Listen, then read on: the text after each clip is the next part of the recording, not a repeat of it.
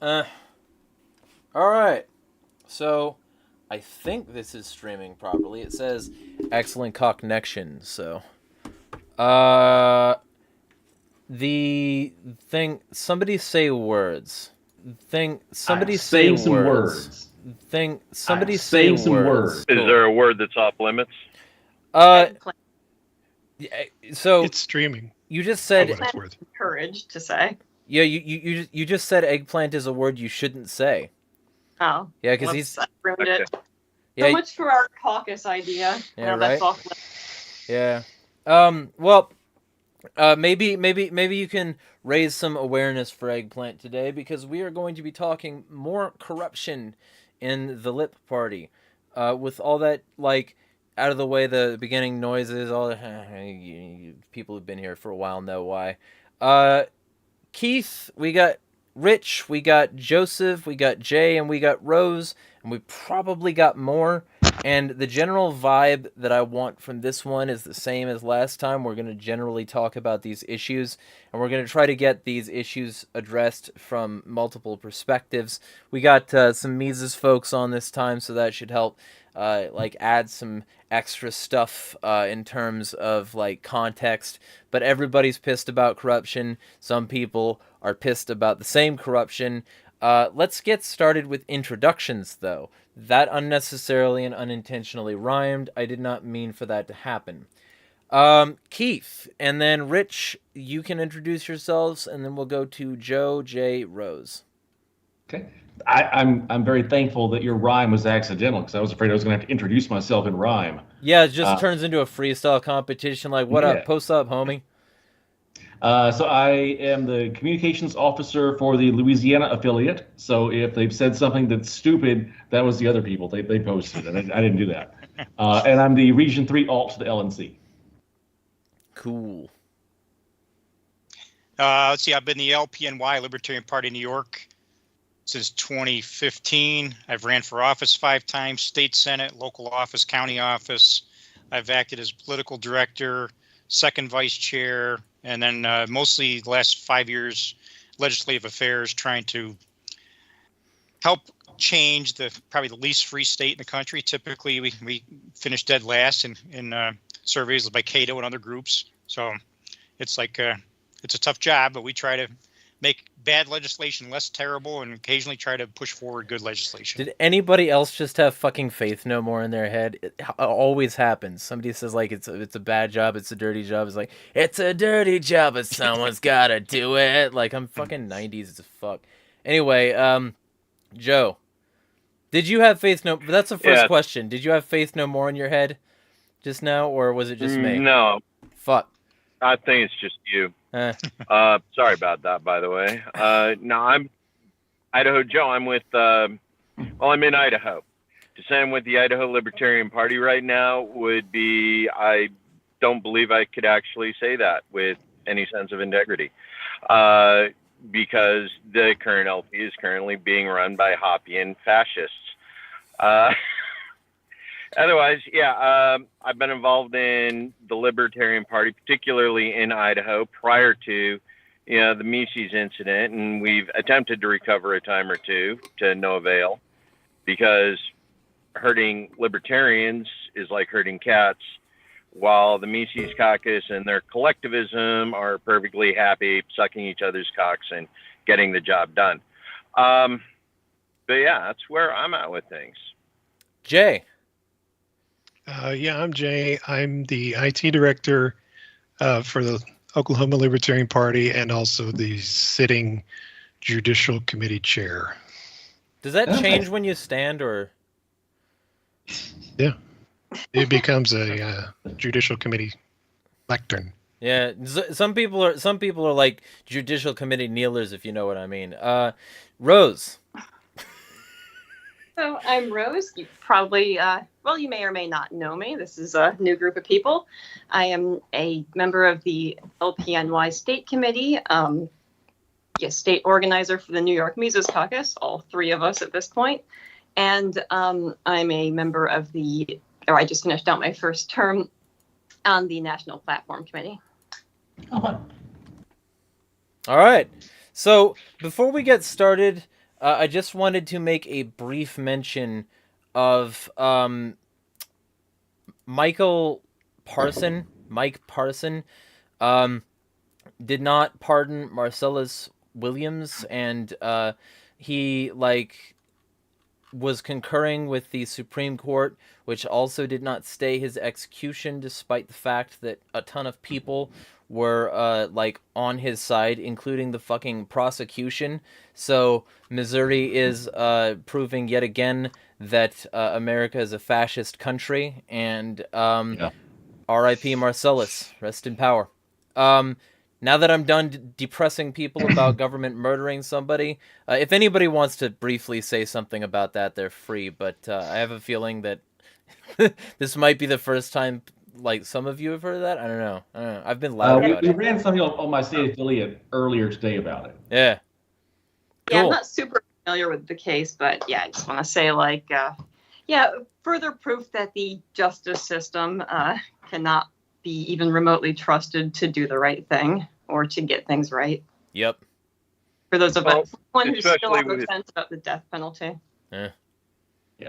especially with the conservative Supreme Court on this issue, because there was more than enough overwhelming evidence to justify, the withdrawal of the charges and giving the individual an appeal. But this Supreme Court actually came out and said, once a ruling's been made, it cannot be withdrawn in any way, shape, or form. So literally, it doesn't matter how badly the prosecutor in the original case lied, cheated, stole, misappropriated information, or otherwise cajoled witnesses or expert testimony in order to secure the conviction. The conviction stands and innocent people will be murdered. Mm. And that's this SCOTUS. This is the SCOTUS that was stacked by the Trump administration. Mm-hmm. Yeah. So when we talk about, especially as we move forward, cops support Trump, qualified immunity forever and ever, while Kamala, ex-cop, was one of those who used basically the same principle to keep people in prison beyond sentences. People can go, this isn't what America stands for. And it's like, but break open a fucking history book. This is unfortunately, all that America has ever been. Keith? Mm-hmm. Did you not have something you wanted to say, Keith? Oh no, I'm sorry. I was just agreeing with Joe. I was saying that unfortunately it is what America has become. Yeah. Fucking, it's one of those things that's real fun, is when you start to realize how much of a traitor to America's own principles they are. It's like that line from Immortal Techniques song over there, where he's like, you act like the government wouldn't destroy 2 buildings from a country that was sponsoring bombs dropped on our children. Yeah, guilt has nothing to do with it. It's all about prosecutors wanting to, have as many wins on the record as they possibly can. Mm-hmm. Yeah, and once you get them under your belt, it doesn't matter that there's blood there, because even if it's a trial by jury, okay, like when you see how the jury selection process actually works, like they'll exclude anyone who seems to know, who isn't a complete nitwit, basically. Right. Yeah. In this case, I have read, but I don't personally know, they excluded some of the jurors simply because they were black and the defendant was black, and so they thought, well, this person might be too fair. Yep. Yeah. It'd be like that. But even if the guy is guilty, the death penalty isn't a power that anyone should trust the state with, because you can't unkill someone. Right. And if you support the death penalty, you're saying that you trust the government so much that you're willing to bet someone else's life on it. Yeah, no, even when I went through my minarchist phase, I was torn about the death penalty, because I'm like, okay, there are some people who should be permanently removed from society. However, can we actually trust the state, knowing how corrupt and inefficient and incompetent it is to do this correctly? I don't think we can. And the error rate has gotten ridiculous. It was at one time like 1 out of 10 on death row was exonerated. Now it's 1 out of 8. I mean, Yeah, when you come look on, at- you're going to Right. accept that kind of error rate? Right. Especially with Wow. the Supreme Court saying you can't reverse the decision. Yeah. Yeah, you look at how they handle evidence. Like they'll still take eyewitness testimony, which is notoriously inaccurate. Mhm. Like there was an embarrassingly long period of time where they would accept like psychic testimony. Yeah, that'd be unfortunate.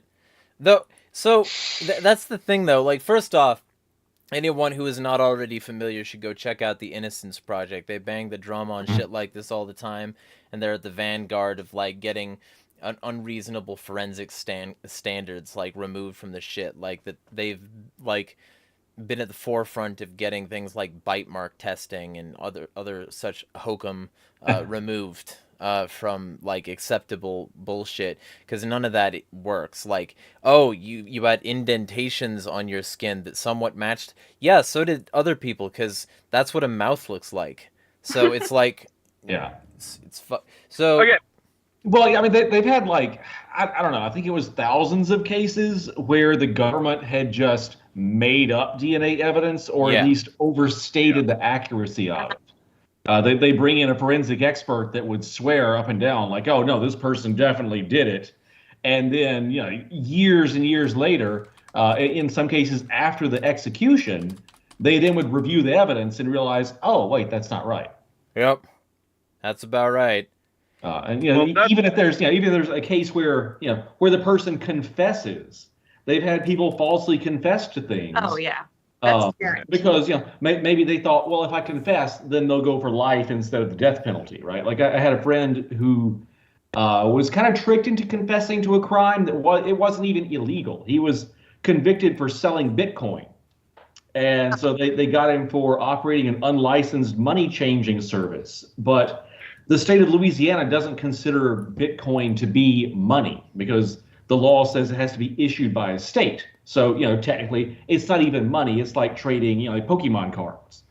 Now, I don't know if that's still the case now, but at the time, like it was, it wasn't even considered, actual money. And so his defense attorney told him, advised him to plead guilty, that he just got a slap on the wrist, maybe like a small fine. And they went for the maximum. And so at that point, he started researching it and found out he didn't even break the law, but they wouldn't let him reverse his plea. By the time that went through, he'd already served like a 5-year sentence. Heck, classic. Yeah, that's the thing. Confessions mean nothing because they'll do this thing where they'll interrogate you for hours and hours. Like they'll deprive you of sleep and food and water and bathroom breaks until eventually you break down and confess because you just want to get the hell out of there. Yeah. Yeah. Well, and police can lie and tell you that, well, if you confess, then, then this will happen. We'll try And then that. once you confess, oh, well, sorry. Yeah, that was a campaign promise. Yeah. Well, and Well, go. this is one of those interesting things about the death penalty. Reason why is because 2 states have recently come up with new crimes that offer the death penalty. Idaho happens to be one of them. And you can actually get the death penalty for abusing a child under the age of 12 in the state of Idaho right now. From several libertarian perspectives, the idea of the wood chipper, but thing is who do you actually trust to back to DNA evidence? Right. How do you verify, how do you validate that said individual was actually the individual who, was the one who knocked up said 11-year-old? Yep. Given that the state are some of the biggest traffickers in existence, and there are disproportionately high numbers of these types of individuals that work within the state, I would not trust them at all. All right. Child Protective Services, how often do they end up being traffickers, of children who previously hadn't been trafficked because the state insisted that, mom was using marijuana, so we need to put the kid in the system. And next thing you know, they're being trafficked. And okay, so who's actually guilty? Are we going after the trafficker? Are we going after the individual? How are we verifying? How are we validating? And who gets the wood chipper? Yeah. Yeah. I knew a family who was accused of abusing a child. They didn't, But the child went forward to CPS and and said like, hey, they did. I don't even recall what the accusation was, but it turned out like the biological family kind of advised the kid like, hey, if you say that that they hit you or something, then we'll get you back. And then the family was like, they were like on meth or something, and so even though they got the child back temporarily, it only lasted a couple of weeks before they were abusing the kid, and then CPS took them in. It was a mess. But it was years before they beat the accusations, even after the kids walked it back. Yep. Oh, in New York State, like things are terrible here. Like things that like when I was a kid, like anything that you do at school that normally would have gotten you, say, a trip to the principal's office and a detention and maybe a call to your parents. Now everything gets reported to CPS, like anything from like visiting an inappropriate website. Okay, clearly that must be a sign that you're being abused. So the teachers had better call CPS just in case, because they're trying to cover their asses because they don't want to get yelled at if something. Well, and the teacher's probably subject to charges if they don't. Yeah. Oh, probably. Because then the teacher is corrupting a kid. The teacher's covering up a kid looking at porn in class. Yeah. Mm-hmm. Yeah, well, and so let's, I guess, start with this as just like a foundation for the rest of the discussion. We've got some good ideological cohesion, so now time to bust that up by talking about inter-party corruption. The general, but I did want to start with that because I think that that's an important issue to cover, and we should cover it like on this channel like when it happens. So, and I'll have that to like clip and put on Facebook. So now we can fight over a third party. Yeah, right. So, but the primary thing is that I think we can all agree on, first off and foremost, and I think we'll like start with this because this will be a nice place to keep cohesion on. Fuck RFK Jr. and the Kennedy Victory Fund. Right? Anyone? Yep. So, if that, I think my thoughts are pretty clear on that. well, then you can be the vanguard on this issue for today. You can say like your piece on it, what corruption you've been like witnessing, the business list stuff you've been pointing out, because I've been reading that shit, and it's been like, if I was still involved in the party and didn't sort of wash my hands of it a while back, and become one of those dirty anarchists that doesn't like do any politics at all, I would have been a lot more upset by this. But now I'm just sort of like, this is either evidence that that there is no political solution, or it's evidence that the political solution itself is going to need to change a significant amount in order to move forward. So let's start with you can like ideally give like a beginning to end sort of timeline of your sort of start to see the corruption on this business list and elsewhere, and sort of start to call it out and what's been the fallout of that since. And we can then move on after a short bit of that to like Rich, because he wasn't here last time either, and we can do probably Rose, because she's alongside Rich in the same like party state kind of thing. So we'll start with you, Keith. Okay, that sounds way more organized than my brain is. So I'm gonna set the expectations low for you. Yeah, believe it or not, like that's one of the things. Like people accuse me of reading a script, and I'm not. I'm just schizo. So it's all here. Oh, maybe I should try schizophrenia. Yeah. So I mean, I've been against the joint fundraising committee since it was initially pitched. I think it's much more blatant. I think that the corruption there is more apparent now that Kennedy has dropped out and is supporting Trump outright. Because when you follow a link and you get blasted with a vote for me is a vote for Trump before you go to the joint fundraising committee page, that's not ideal for the Libertarian Party. I get that Chase was not everyone's preferred candidate. I wasn't a huge fan of Bill Weld when he was put on the ticket, but I didn't start fundraising for Trump or Clinton at the time. So I mean, the joint fundraising committee I don't think anyone's made like an ideological case for, hey, here's why this isn't a scummy thing to do. It's just been, we really need the money, so it's okay, because it's not really supporting Trump or RFK. We're not really fundraising for RFK by being in a joint fundraiser for him. We're just helping him increase his donation limit by skirting FEC rules. So it's really okay. We're just kind of fighting the FEC. And I mean, you don't like the FEC, do you? And it was also kind of pitched as it would help the Chase campaign, because the LP would be getting a bunch of money. That's good for Chase, right? Because we're going to get money, so he should get some money. But as far as I know, the donation limit to Chase is still $5,000, right? So I mean, if the LNC got $10 trillion from this, it's really not. You can't really justify selling out for that by saying it's going to help the campaign, especially when you don't help the campaign. All you can really say is, well, it helped us secure ballot access. But we're not really even doing a lot of work for that. It's really just keeping the LNC afloat, which, I mean, as an LNC member, I like some buoyancy, but I don't like it at the cost of our principles.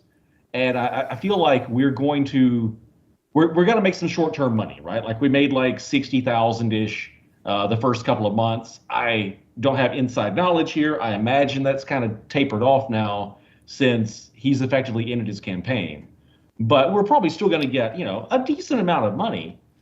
But long term, I don't think that it's going to work out that well, because, we may get a burst of cash up front, but you're going to run off long-term donors. You're going to show people that supporting the party means supporting RFK Jr. It means supporting Trump, even if indirectly.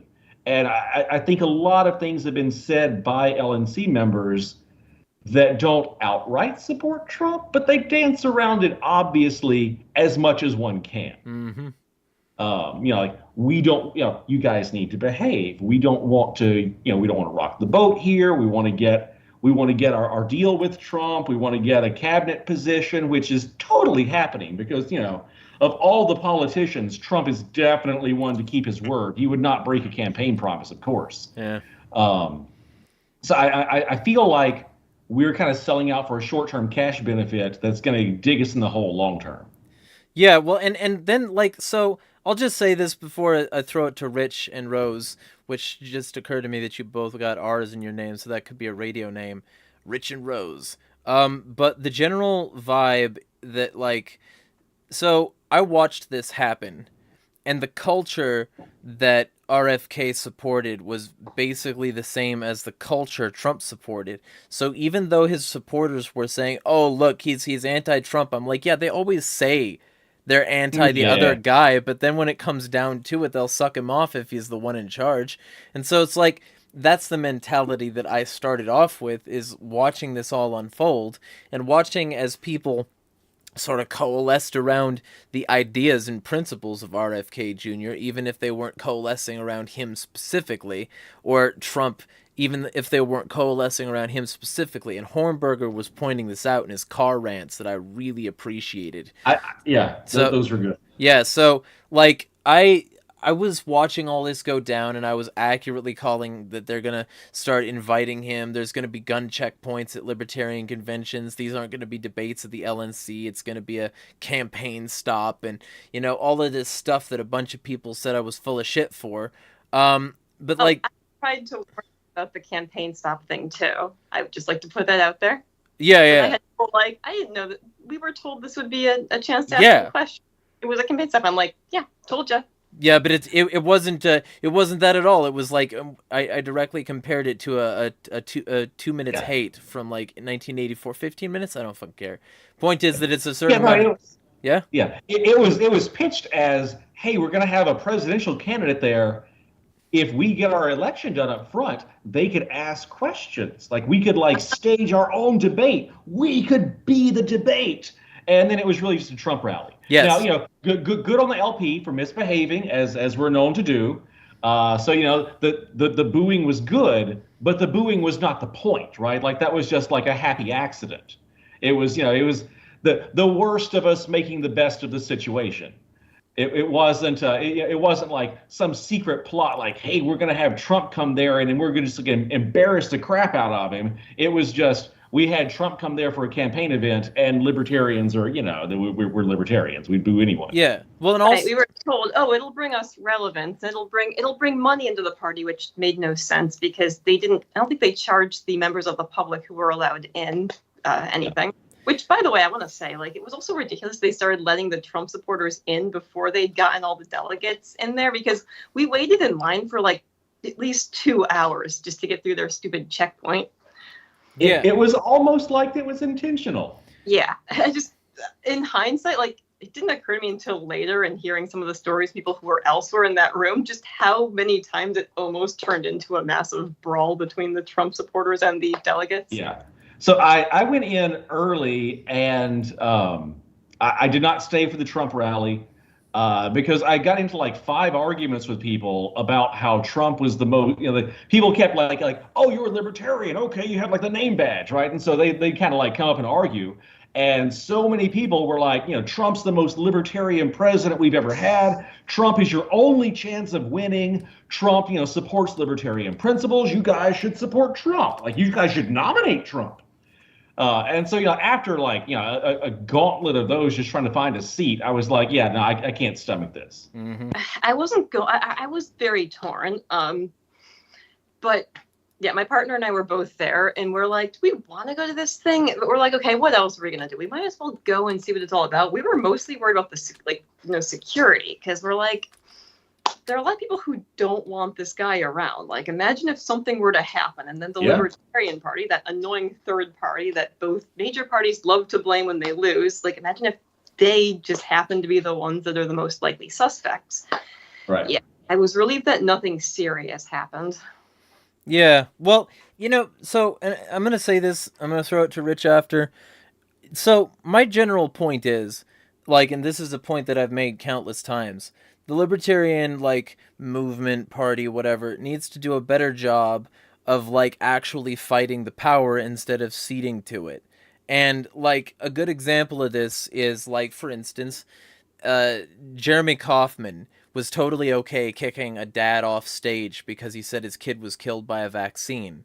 But RFK Jr. was, that happened at Porkfest. Okay, I'll explain this real quick. Okay, yeah, I'm unfamiliar with the situation, but I'm not obviously not a big Kaufman fan, so I don't follow him that well. So basically, like, and I fucking hate this guy because he treated a friend of mine like shit years ago. He's been to show up in the chat during these streams. Yes, he sometimes like hate posts in my chat, so you might see him. I have a wide variety of people who just come in here to like hate post. But like, so the primary thing that happened was Porkfest happened, and they have this soapbox thing where you can say whatever you want. And then like this guy gets on stage and talks about how he thinks his kid got killed by a vaccine. Now, you can think what you want about that, but when a dad says his daughter might have come up, like, it might have gotten killed by a vaccine, and he comes up and bares his soul to your audience, you would have to be a real piece of shit to call that guy a loser and, like, fucking insult him in a variety of ways and then throw him off the fucking stage, wouldn't you? But that's exactly what Kaufman did. Why? Because it gave him a power trip, and he's a small man who picks on people he thinks are smaller. And in this particular case, based on what I've seen from his state affiliate, they're not like, in favor of vaccinations generally. Oh, he is. He thinks the anti-vax movement is a scourge on libertarianism, and he says that regularly on Twitter. And also, like, when it I don't follow him, so Yeah, when it comes down to it, and that's another duality I was going to bring up. When it comes down to it, he had the opportunity to face off face to face against one of the single greatest, like, anti-science pieces of shit out there, RFK Jr.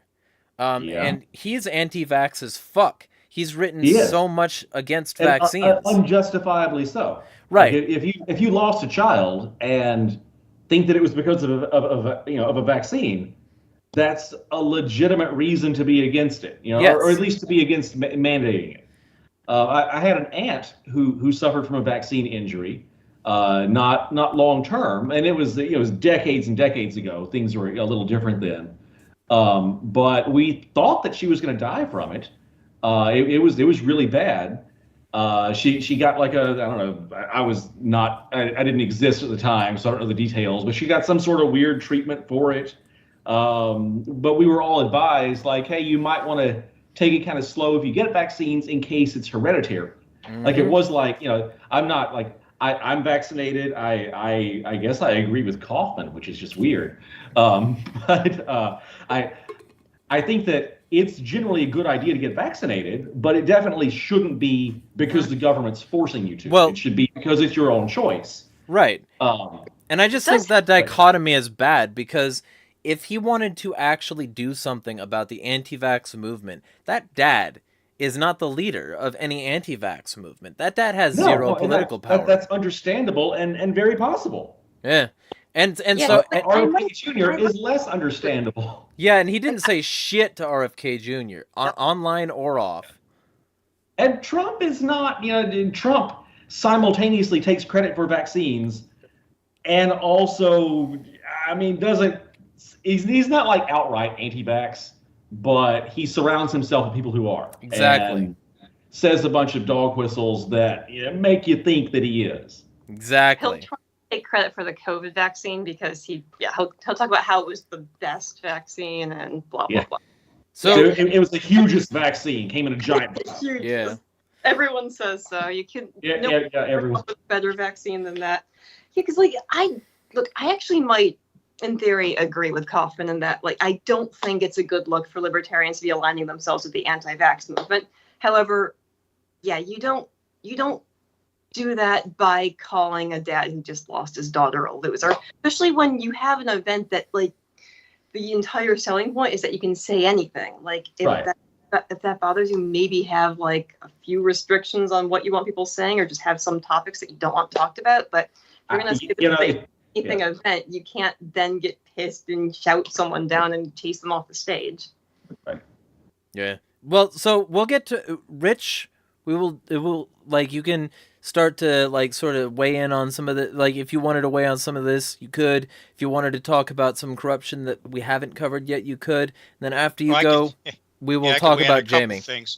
Yeah, I could weigh in on a couple things. The vaccine movement, I would say, for the record, I have 13 and 15-year-old kids with no vaccines, either one of them. I'm vehemently disgusted by the special liability system. I'm disgusted by the mandates. And I do recognize essentially my children are kind of like free riders for the kids that are getting all the shots, because, if other kids get shot, then the disease isn't present. I mean, it's kind of stupid. Some people think that kids that are unvaccinated are inherently diseased and able to give something to someone else, which of course is absurd unless they actually come down with something. So, I mean, disease transmission occurs when you're sick, not when you're unsick. Right. And to Trump about Trump is pro-vax. Come on, he's still bragging, even in the last few weeks, bragging about the COVID vaccine. So I don't see him being aligned with the vaccine skeptics. He's definitely aligned with BioPharm when it comes to the vaccine movement. Well, Trump is aligned with whoever he's talking to. Mm-hmm. Yeah, but there's a lot more money in the pro-vaccine BioPharm movement than there is in the anti-vax movement. So if you're going to chase money, you're certainly going to go for the BioPharm. On the Trump point, so I'm in New York State. We use fusion voting, where a candidate can be on the ballot under multiple party names. We use fusion voting any election. Okay, we use fusion voting more than any other state in the U.S. Only 5 states use fusion voting at all, which means 45 states don't use fusion voting. So the thing with Trump, which kind of, and if you threw the word out, endorsement, support, etc. Well, if the Libertarian Party ever was crazy enough to endorse Trump, again, let's be careful with our words. Okay, if you endorse him, you can't put him on the ballot in 45 states as a libertarian. He's not going to run as a libertarian in any one of those 45 states and forego running as a Republican, right? So you're not going to have him on the ballot, period, in 45 out of 50 U.S. states if the party endorsed him. And it seems like to me, that was a paramount talking point that I don't think was brought up enough, that should have shut down the whole conversation to say, if you're chasing ballot access and the 5% and so on, if you're running as a libertarian on the ballot, you're lucky to get 2 or 3%. If you're running as a libertarian as a write-in candidate, what's your number going to be? We found out Larry Sharpe in 2022. 2022 Larry Sharpe, it was like 0.2%. I mean, it's a lot of work to write in a name. Oh yeah. And fortunately, Chase Oliver is easy to spell, but Larry Sharpe's because back then we were believers. We had to support him. We had our write-in Larry Sharpe signs that we helped put up, and So to me, the biggest we had paid petitioners then too. Oh yeah, yep. But to me, the biggest dishonesty with the support of Trump was, if Mises really wanted to go down that road, they should have been more transparent and honest and say, look, if we support Trump, he's not going to be on the ballot in 45 states. We're not going to get any kind of decent percentage. It's going to be to get him in the White House. And it doesn't seem like that truthfulness was out there. It seems like, we'll get 5%. That's insane. There was no way we were going to come anywhere close to 5%. It was going to be less than 1%. Worst ever of any libertarian race. We would have had the lowest percentage ever if he was not on the ballot in 45 states. That would have been the honest truth. And I didn't hear pretty much anybody bringing that point up. That would have been truthful. If you're going to tell people what the pain and suffering would have been truthfully, maybe that'd be a little bit more likely then to get the support. But it seemed like there was bullshit. Yeah, you'll win, you'll get 5. No, it's insane. You weren't going to get anything. We would have sacrificed enormously. We would have had, and I don't know the stats on all those 45 states that couldn't have put on the ballot, but many of them would have lost their party status as a Libertarian Party. They would have lost party status in order to sacrifice ourselves, to throw ourselves on the sword to help Trump. And again, if we're going to be transparent, forthcoming, and honest, all those states that were going to have those tremendous losses should have been identified, enumerated, and spoken about by anyone that wanted to support the Trump dialogue. So it just seemed like the deception and dishonesty and lack of transparency is what pissed me off the most about the whole thing, is that all these tremendous losses were there but weren't talked about. The other side of the coin. We want to get Trump in because he's so much greater than Harris, and I think they're both awful and equally awful. So, that was the dialogue. He's so much better than Harris. We got to get Biden at the time, right? So he's so much better. We got to get him in office. We can't, the country's going to fall apart, et cetera. But okay, what does the party lose? What's the other side of the coin? To me, that other side of the coin was rarely spoken about in any kind of detail or truthfulness. Yeah, and so anyway, that's again.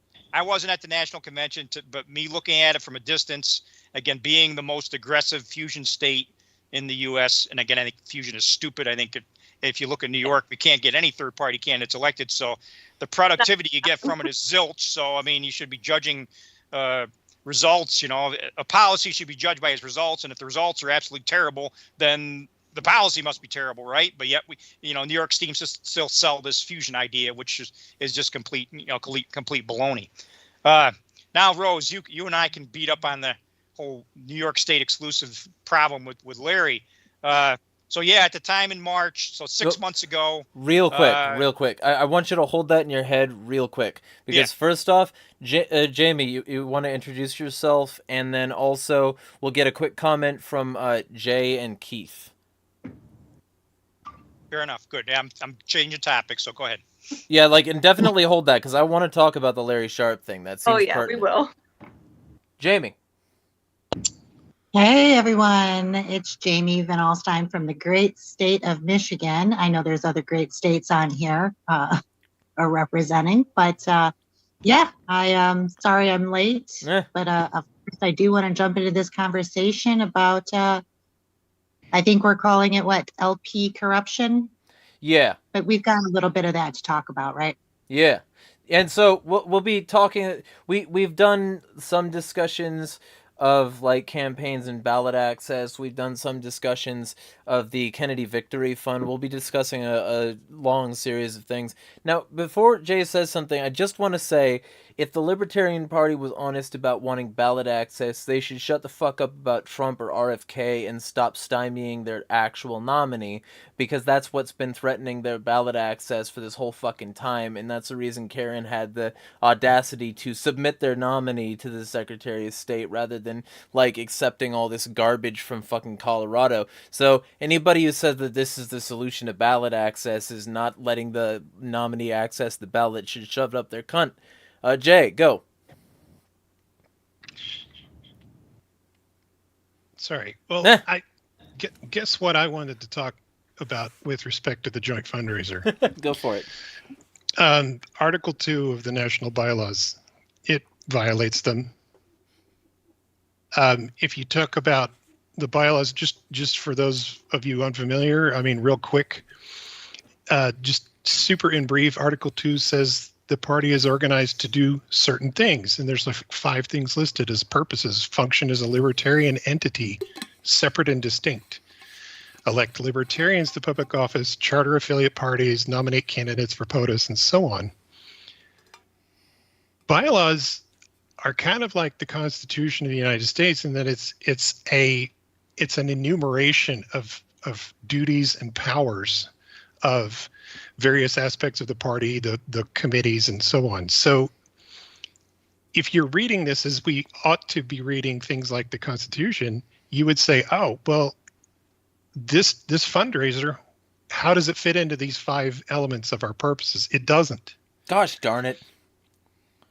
Now, the people who say, oh, well, we're not violating the bylaws, they just say that we're not, because there's nothing in there that says we can't. Those same people would interpret the Constitution of the United States the opposite way. I'm like, which hermeneutic are we going to use? The originalist one, or what you just made up and pulled out of your keister? Because you wouldn't say, well, it doesn't say in there that the Congress can't do X. And I'm like, that's the reason we have all the problems we have today, is because the correct interpretation of that document is here is a list of enumerated powers and duties and things like that. So I don't know how to explain it any further to some people. There are certain state parties that have jumped on. I went around a little bit with the Connecticut affiliate the last couple days, and I said, this violates the bylaws. No, it doesn't. Well, if this doesn't violate Article 2, then what does? Yeah. Anything at all? Does Article 2, does it need to be erased? Does it need to be the purposes, whatever the board thinks on a particular day? There's a lot of problems with our bylaws. The purpose section and the statement of principles section of the platform and others areas like that are not the problem. We basically come in here like Congress with a blank check. So we have become, in our own party, the government that we say that we're fighting. We're doing exactly what we shouldn't be doing in the name of undoing what we don't like the government doing. You know, I think you missed part of Article 2, because I distinctly remember that there's an exception in parentheses. There's like a parenthetical clause to that article that says, if you don't like trans people, this doesn't apply to you. So, or if you're broke. RFK qualifies, Trump qualifies, they both hate trans people, they can get in. So I thought it was if you don't like the candidate's opinion on yeah. Right. Mm-hmm. So the way to read, this is what I was getting at, the way to read these bylaws, hey, everybody kind of likes Thomas Massie. He's kind of based, right? He's an awesome Liberty Republican. Most of us kind of like most of what he says. He's probably about a 90%er for a lot of the libertarian views on a lot of things. It would be completely inappropriate for us to send him money to do a joint fundraiser with them. It is completely inappropriate for us to do a joint fundraiser with anybody except for Chase Oliver. Yeah, well, that's what other parties do these JFCs with, is their own candidates. So us doing it with a candidate that is not in our party, it's flat against the bylaws, it's against the rules, it's against our principles. And by the way, the party of principle, we're supposed to adhere to our own contractual obligations we set on ourselves when we go to convention, and we either agree to change the bylaws or we don't. Most times we don't, but right. Yeah, well, that's just all I would say is that we can't. There is no argument that I think you can actually come up with, and with a straight face, as to how this is not a violation if you're interpreting per Roberts and all that. Even Roberts will tell you if it's not in the bylaws, you can't. And like Jay, what do you mean? and all, Bylaws for me but not for thee, or bylaws for thee but not for me? Right. Yeah, and you know, Yeah, so like if they you're missing if two they had a things. spine, real quick, if they had a spine, like they would have gone with McAfee. So we know that they were spineless, but at least they were like a little bit less corrupt before. Keith. Yeah, so I think Jay is missing two counter arguments here that are compelling. One, when you're selling your principles, they cost about $60,000. Yeah. So we got that. And two, it's not an endorsement unless you say the words "I endorse," unless you're Bill Weld. Mm-hmm. Exactly. And since it's not Bill Weld, it's okay. Exactly. I've So- had this conversation. Like, okay, you can donate through the Libertarian Party, but people aren't going to interpret this as an endorsement somehow. Yeah. So I'm sorry. Are you? Did you say that you're the Mises organizer for New York? I am one of them, yes. Do you expect to still be after saying that? Yeah, Because I was once the I've Mises been saying that organizer for a for while. I Louisiana. haven't been kicked out yet, but we'll see. Yeah. See, that's one of the things is she's been on my show a significant amount of times. So I don't know. Maybe if they were gonna kick her out, they might have already. I don't. But like speaking of that, You're not in the tier 2 secret chat. yeah, right. Rich, we'll start to talk about the Larry Sharpe thing, because that is an interesting angle to the RFK thing, and I think like understanding how somebody who was allegedly an LP guy was working on the campaign of a non-LP guy is important here in terms of understanding structure, why what he did at the Libertarian Party California convention came off as cunted as it did, because it was cunted. And why he had he had to rein in Adrian Malagon, who was like totally okay with the corruption, but was saying some really wild shit on a hot mic.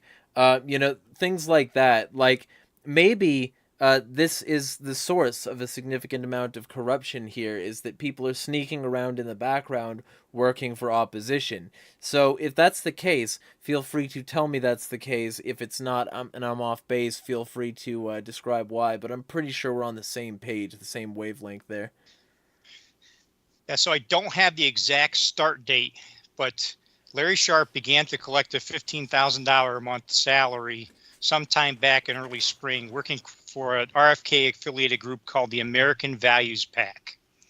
So that's where it began, and maybe Rose knows the exact month, but I'm going to guess January, February, something like that. Our convention was in March, and he had been employed by this group prior to March. So RFK Jr. was represented in March, and actually Priest Agarwal was at the time his New York organizer, and I actually gave Prince a ride to the airport and chatted with him one-on-one for 45 minutes after the whole convention was over. Nice guy, and we had agreed on a lot of things, and a couple months ago he told me he's enrolled Libertarian. So it's kind of a funny side note there.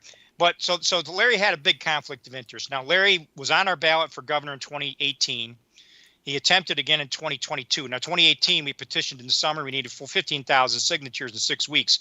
In 2022, we needed 45,000 signatures in 6 weeks. In spring in New York State is typically still winter. I mean, we had literally a bad snowstorm that killed power for a lot of people for 3 days at the start of our petitioning drive in 2022.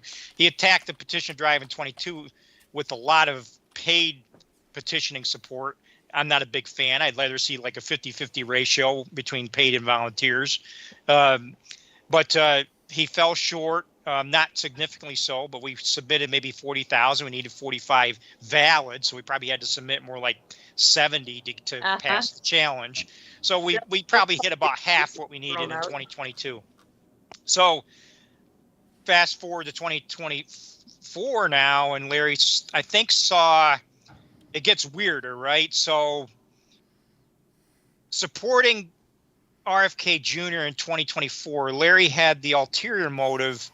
If RFK Jr. got on the ballot in New York and got more than 2% of the vote this year, the We the People Party, which is what he ran on in New York, would then become a constituted party in New York State. And then I think Larry had expectations to use that party in 2026 to run for governor.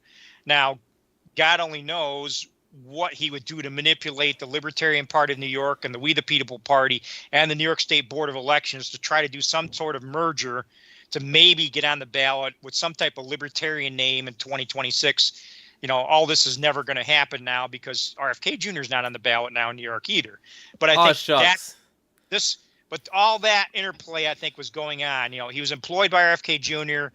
He was thinking RFK Jr. would be the easier path to 2% in New York, and you know, it would save him a ton of money, maybe running for governor in 2026. So all that kind of transpired. So anyway, petition drive starts in 2024.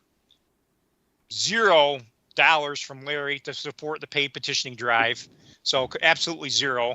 And let's be honest, the volunteers also, with Larry picked, and I ran for the stand-in for president, and I ended up stand-in for vice president. You know, I tried to motivate the volunteers. I collected around 400 signatures myself. A few of my friends probably got a few hundred, but there was less than 10 of us that got more than 100 signatures. And all told, the volunteers, you know, came up very short, maybe 4,000 or so. Actually, probably about what we got in 2022 from volunteers. We really need to do a much better job in New York with volunteers. That's kind of a side note. But that's kind of what all happened. And I'd like, you know, Rose now can continue to fill in the blanks, anything I didn't cover. But that's kind of what we got from, you know, the values pact, the paid, you know, Larry being paid, having a conflict of interest, supporting RFK. And I'll add one more thing and then turn over to Rose. RFK Jr., I think, may not have pursued our line in New York State because of the bylaws of the National Party that said anyone who pursued a standing candidacy in any state prior to the national convention would then be ineligible as a nominee. So I think back in March, RFK was weighing his options, potentially being the national Libertarian nominee, and that was probably a big reason why he didn't pursue the New York State nomination. So yeah, there was concern he was going to try to come to our convention, and there was a lot of debate over this. Like, would it be a good idea? Thankfully, that did not happen, because I remember trying to explain to people, I'm like, especially after seeing like the California convention, I'm like, you really want to have security checkpoints and barriers and this whole set of rules and dress codes that are, yeah, it's not going to be fun that way. Well, you know, to be fair to the barriers, once you hear his voice, you don't want to catch whatever he's got, so... I mean, maybe if they put like a nice, soundproof barrier around him, that would make things better for everybody. Yeah, just like you put like a bubble around him so that when he makes the sound, it's like a buffer, and it's like maybe his words come out normal. I think it was like maybe 1 to 2 weeks before our spring convention, the news broke that he had been receiving money from the Kennedy campaign, basically. Yeah. And we're like, do we need to, because he was our debate moderator, we're like, this is a serious conflict of interest. Do we need a new debate moderator? And it was pretty well known that he was going to run for stand-in and that he'd probably get elected. It was, concluded that it was it was too short notice to be able to find a new debate moderator. So we continued on as normal. A lot of people arrived knowing with this new information, they had decided they were probably not going to vote for him for stand-in because there was serious concern over whether like he was going to step down and endorse whoever got nominated as the candidate at national convention. But then he threw the entire room a curveball. He's like, I'm going to nominate Spike Cohen. Yeah, you could fill them on that story. And suddenly everyone lost their critical thinking capabilities. They're like, oh, that sounds great because it's an easily recognizable brand name. Everybody likes Spike Cohen. I mean, he's a good campaigner. He's a good libertarian in general. And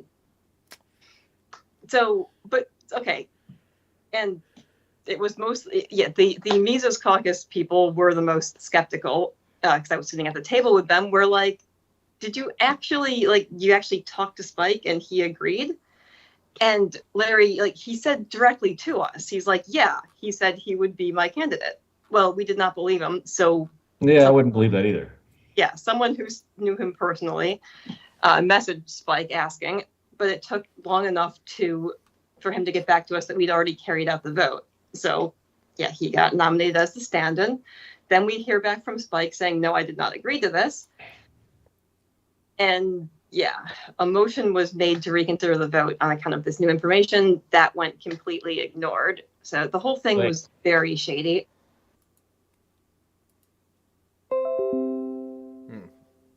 So, real quick, before we, I guess, proceed, we'll go to Jamie to see if there's anything you wanted to add, and if not, we will go to Keith. And also, Joseph, if there's anything you wanted to add as well, feel free to do that as well, but your camera and mic are off, so I'm assuming you're driving. I don't know, let me know. But Jamie, Keith, Joe. Unless Jamie don't got it. Yeah, I mean, in terms of what happened in New York and my opinion of Larry, I don't have much to add to this conversation part, at least this part, so I will defer to Keith. Gotcha. And feel free, by the way, once this subject loses a little bit of steam, feel free to steam inject by throwing some stuff from Michigan, maybe some of the latest stuff and that kind of shit. So, Keith, then Joe. So I guess mine's more of a question. I've only met Larry Sharpe at various Libertarian Party events. And so I only initially knew him for years as a guy that was really good at auctioneering to raise money for other states. And he was really good at that. He is, He did so my feeling as someone that's pretty ignorant of New York is that Larry Sharpe was running repeatedly to try to help the Libertarian Party of New York. That was if he's running for other third parties, then to me that says that he thinks he might actually become the governor, or that he's personally profiting off of running. Like, I don't understand why he would support the LP of New York that hard and then kind of defect when it looked like there was a good opportunity.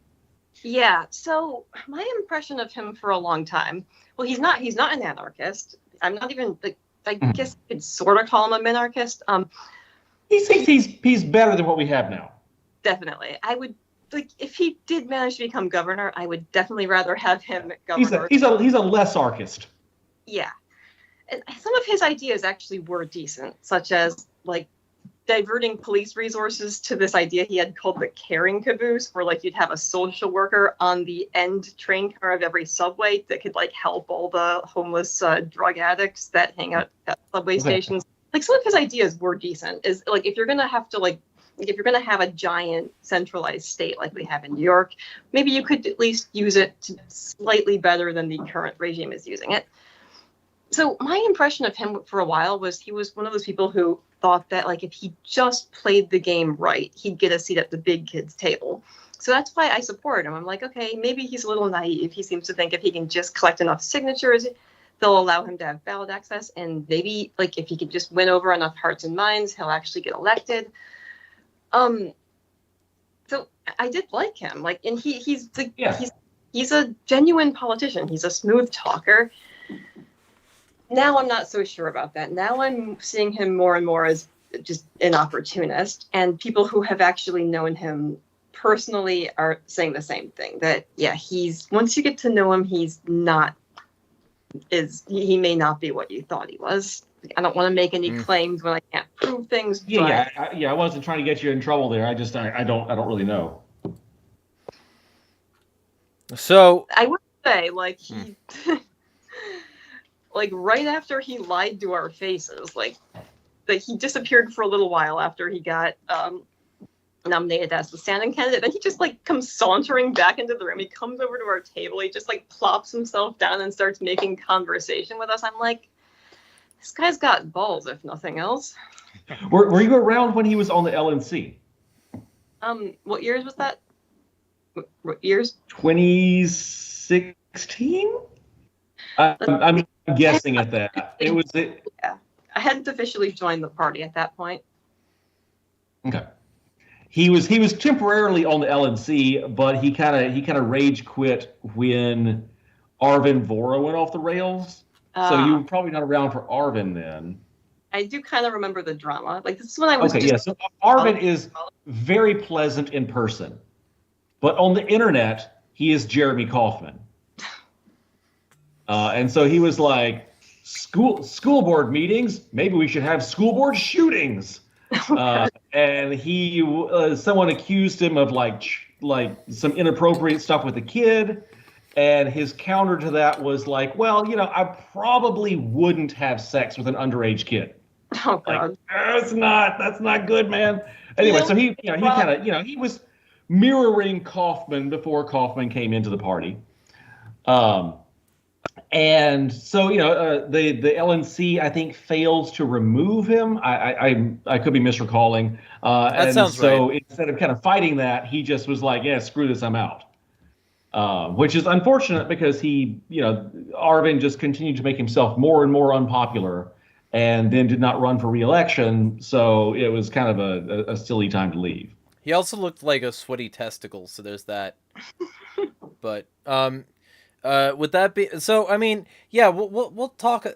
Joe, do you have anything to say before we proceed from the RFK subject to a more Trump-centered subject?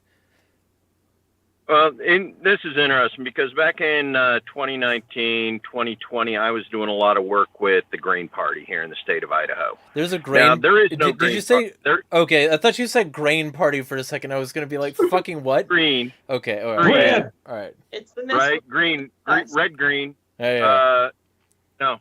So I was working with the Green Party because I had just come off of my Bernie Bros stint and trying to find political identity. What stopped you? Well, Howie Hawkins is what stopped me. And Howie Hawkins is a former gubernatorial candidate for New York. Gave me pretty much an introduction into how quickly New York taints political ideology.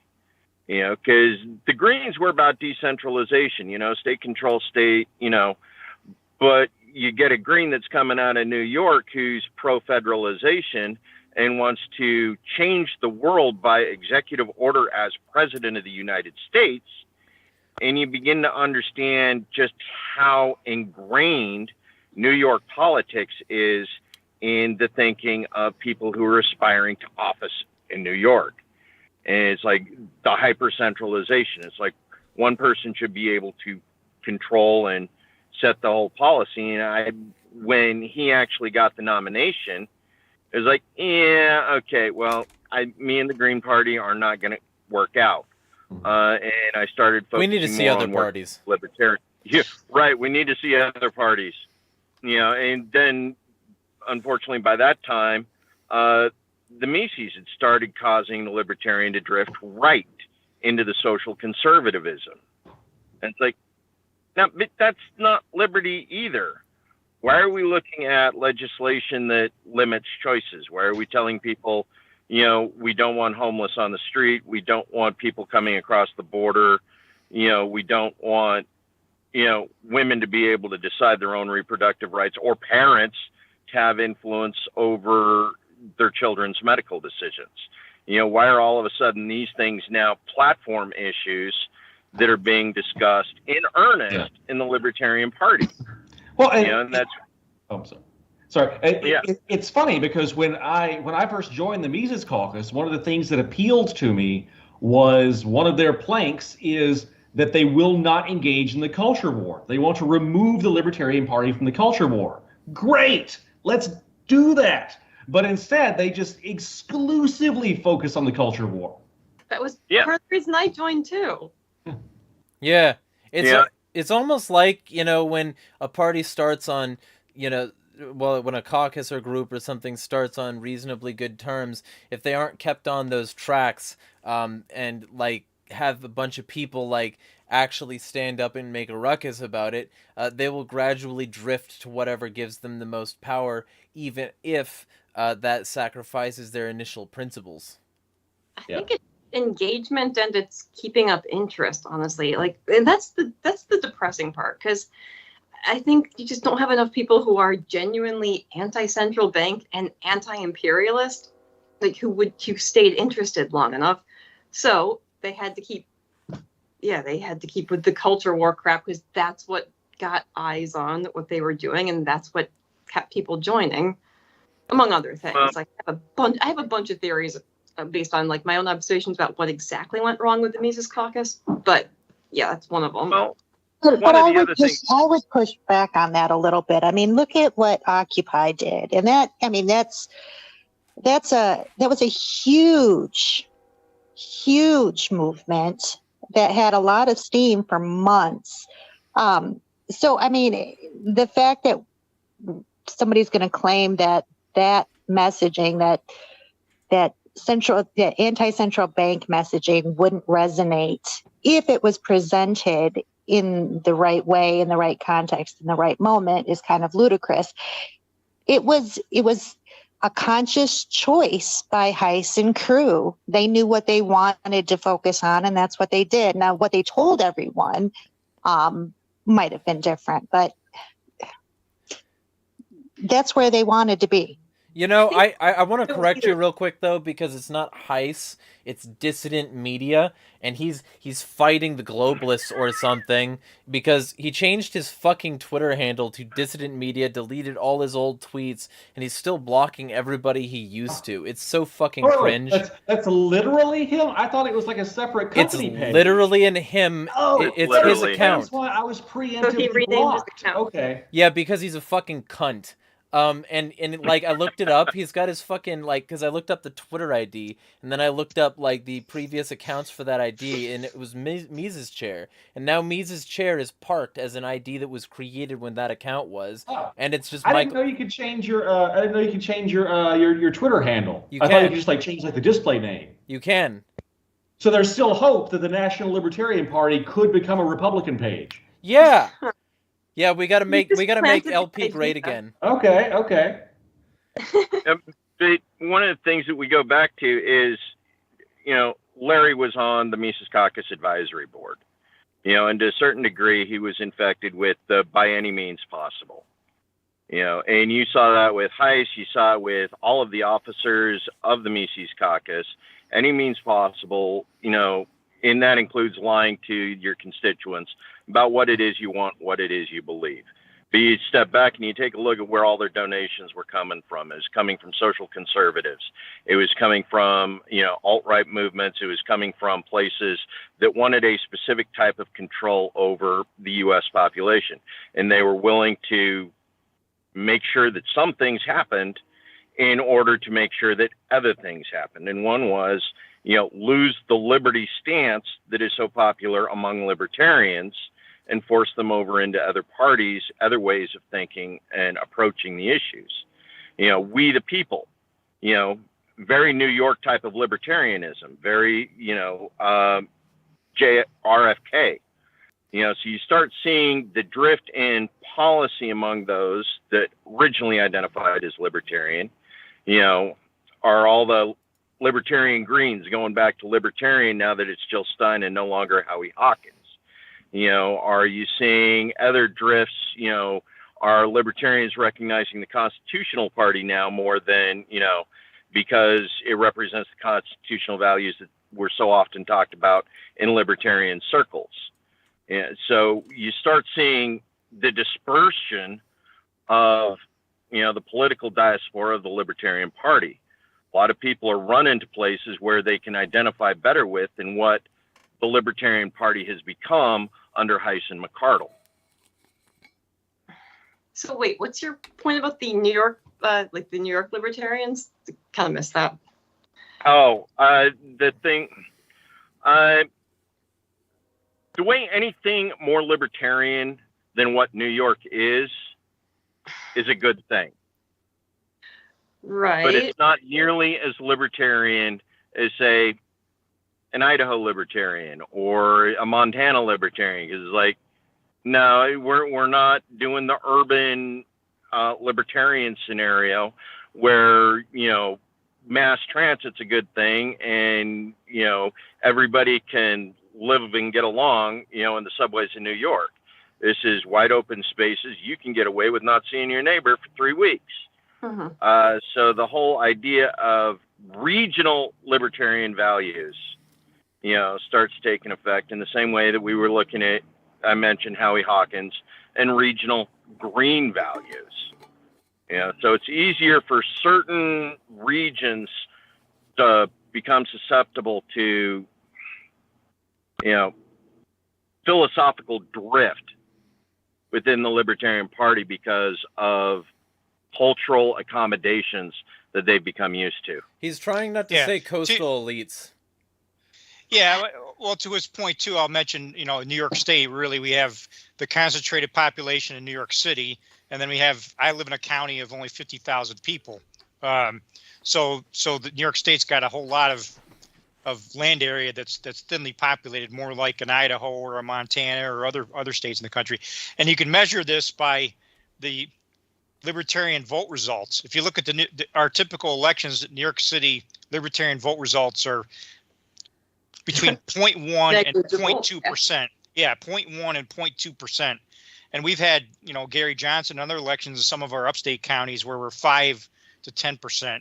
Yep. So there's about a 50-to-1 ratio between what you're going to find in New York City versus upstate. So I hear what you're saying. I mean, it's really two different worlds. I mean, It's hard for people in New York City to imagine that anything can be accomplished without a great deal of government control.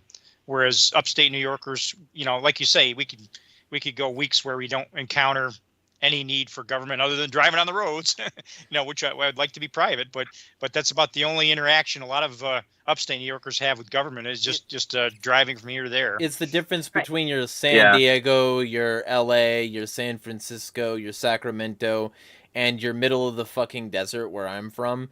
Like like Southern California has the same issue. Like every significant state's gonna have like its population center, and then people who live outside of that are probably of a different political persuasion due to their like general choice of biome and demographic and et cetera, et cetera. I was stationed at Fort Drum, New York for 5 years, so I completely understand, upstate New York versus NYC. Right. I guess I wasn't sure what you were getting at with the whole idea that like certain parties or certain affiliates or regions are going to be susceptible to certain ideas. Well, it comes down to the character of the person. I mean, some people, has been discussed quite a bit here. I mean, an underlying thread is, do the ends justify the means? Some people think they do, but the principal person says they don't, right? I mean, if we have principles, we're supposed to stick to them regardless of what ends we have. I'll speak as a religious person, as a Christian. I mean, even in religion and religious belief, it should work the same way. I mean, we should behave according to our principles, not according to whatever ends we want to reach. So, but unfortunately, the character of many Americans is anything to get the result you want. But I'll bring up another point though.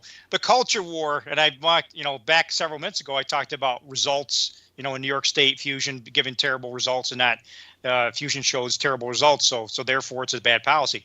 The culture war, a lot of elections are going to be determined on the abortion issue. So since the Dobbs decision, right? The Dobbs decision, and the pro-life is cheering it on. Record number of abortions. So we've increased criminalization and harmed more women and more people, and made more hostility and arguments about this issue. And yet there's more abortions than ever. How is this a win for the culture war? Right. To me, it's a demonstration of the failure of the culture war, that liberty was always going to be a better solution to this problem than just increased criminalization. So, it's but can you tell that to the average culture war supporter? Well, criminalization doesn't work. Prohibition doesn't work. Yeah. I'm sorry. I mean, it's another. Yeah, amplifying prohibition has just shown once again to fail, and yet, why isn't Mises on that? Why this should be a good talking point for the Libertarian Party to say, look, the culture war has taken us further into, it's state rights, right? Some states have gone ambitiously now pro-life and criminalized abortion more than ever, but yet look at the results, more abortions than ever. I mean, if people are generally Idaho about the life of the unborn, this is a failure. I mean, I'm sorry, it sounds like you just hate babies. I'm gonna have to, but like the general thing is like that, and also the fact that like a lot of these motherfuckers aren't, and we went over this in another episode with Hody.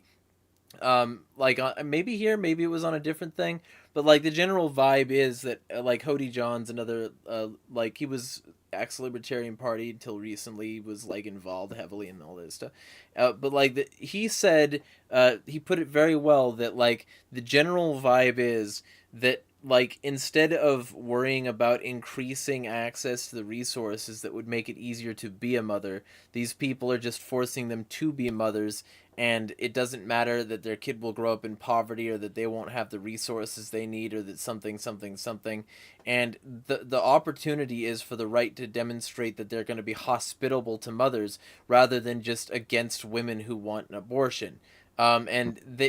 Oftentimes Christians fuck up in that regard, and they're not actually willing to, like, you know, provide the resources necessary for a person to have a baby, and then they're like, well, why don't you want a baby? I wonder fucking why! So that's the same people that complain about single moms as well. Yeah, I've had this conversation with people too. I've met maybe a small handful of pro-lifers who actually walk the walk and provide things like resources and support for women who may want to keep their pregnancies but don't feel like they can for financial reasons. Now, as to the point about going back to the point about New York, though, so the New York party has always had issues with. Okay, so if you look at how our party is structured, there are like maybe 10 people who actually do things. And then there are the people who we derisively call Larrytarians. They're people who show up every other year or so, vote for Larry Sharpe for whatever position he's running for. Mm. And yeah, they're the very milquetoast libertarians who, like, they're like maybe slightly less government, but they still have all their pet issues that they want either criminalized or they want the state to fund. Like, we have very few genuine, consistent libertarians here. So, I mean, my motivation for joining the Mises Caucus was that they were one of the only factions of the party that actually contained genuinely anti-state people, anti-central bank, anti-imperialist, and they were also one of the few factions of the parties, factions of our party that was actually organized. Like, I mean, I went into it not really knowing how to do things. I wouldn't have known how to run for state committee had the Mises Caucus not been helping me out.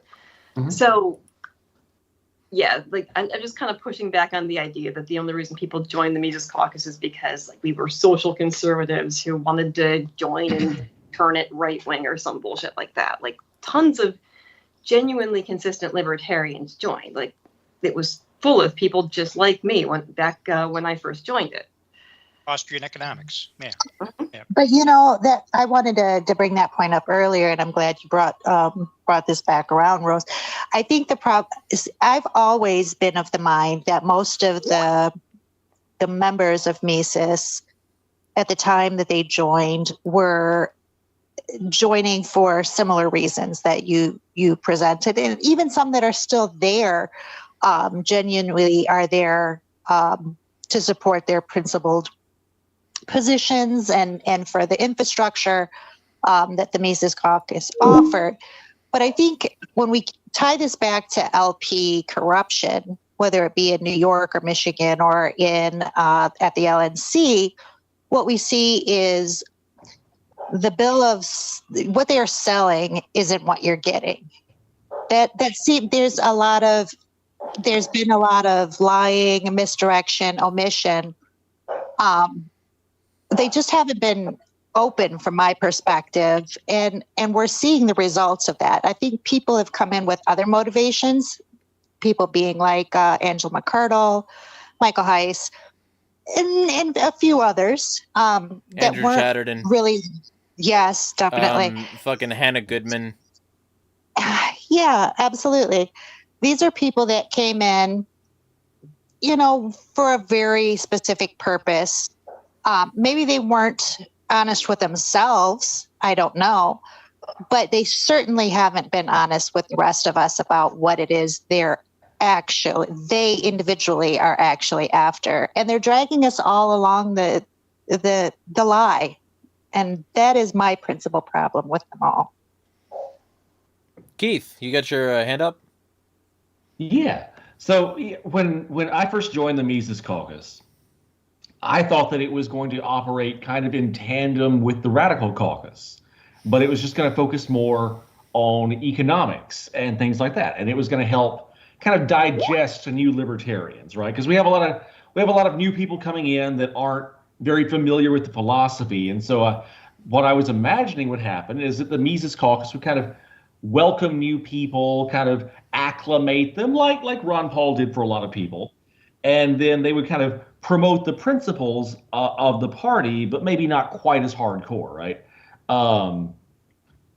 But I think that still could be the case, but they are incredibly top down, right? Like if you say something against one of them, if you go against one decision, they don't have like a general membership meeting that I know of, right? Like they don't have like, if I don't even know who the current chair is, but like, in his day, if Mike Heiss had said something that ticked members off, they can't go to the membership meeting and vote him out.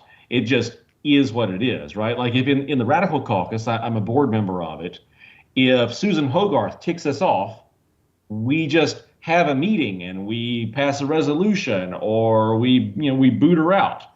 And she would be, relieved probably if we did that. But there's no accountability there, and I think that would help them a lot. Yeah, maybe we should get Susan and Beth on.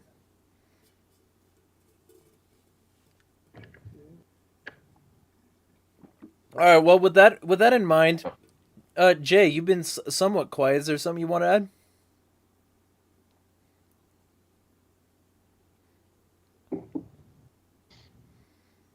If I could find the button. A lot of guys have that problem. You've got like a list, right? Yeah. Of 20 or 30 one-liners that you just point to, right? No, this is just the voices told me to say it, and I said it. Okay. Yeah. No, go for it. Oh no, I really didn't have anything to add. Sorry. Well, okay. Not on that particularly, but other than to say that when Mises started becoming popular and there were the radicals and the prags and all that a few years ago, that's the entire reason I said, wow, look at all these caucuses. Everybody's got a caucus. Yeah. I'm waiting. Yeah. You Okay, got a you got smirk. All right. That's why I decided that my wife and I would be the Libertarian Armed Bear Caucus, and we have one purpose, and that's just to, be cooler than everyone. Yeah. Hold on one second, Jay. Yeah. You're armed bear. Yeah. Ah, good to know. I try to be mean to almost nobody. See, I just assumed that you were a Putin account. Yeah. Oh, well, of course. Yeah. That's why I enlisted in 1988, was because I was a Russian plant. Right. Well, you got to get that 88 back during the height of the Cold War, and we were all training to fight Ivan.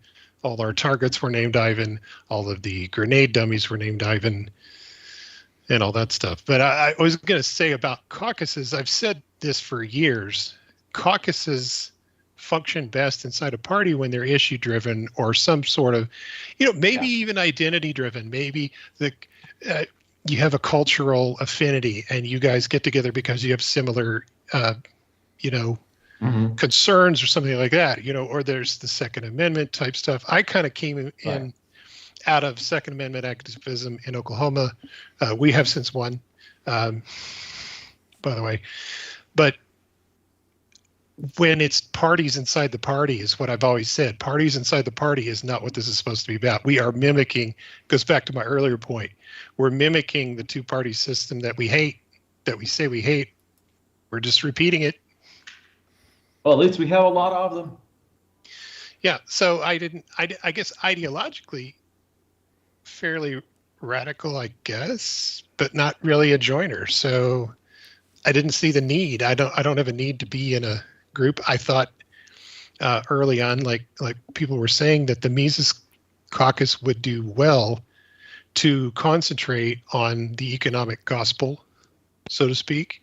That would be I stole that line from I'll think of it later. There was an article on Medium by somebody who was talking about the econo gospel, and that the Mises guys ought to stick to that, and maybe a little less of Triple H. Yeah, well, Right. and that's the thing. Like, they could have been one of those issue coalitions, one of those ideology coalitions, if the majority of them had read Mises. Rose, go ahead. Oh, yeah, no, I was saying, 'cause if you're anything like me and you'd followed the Libertarian Party for years, but always found it to be kind of an embarrassment, like, a lot of us got really excited when we heard about the Mises Caucus because, like, we're like, oh, okay, awesome.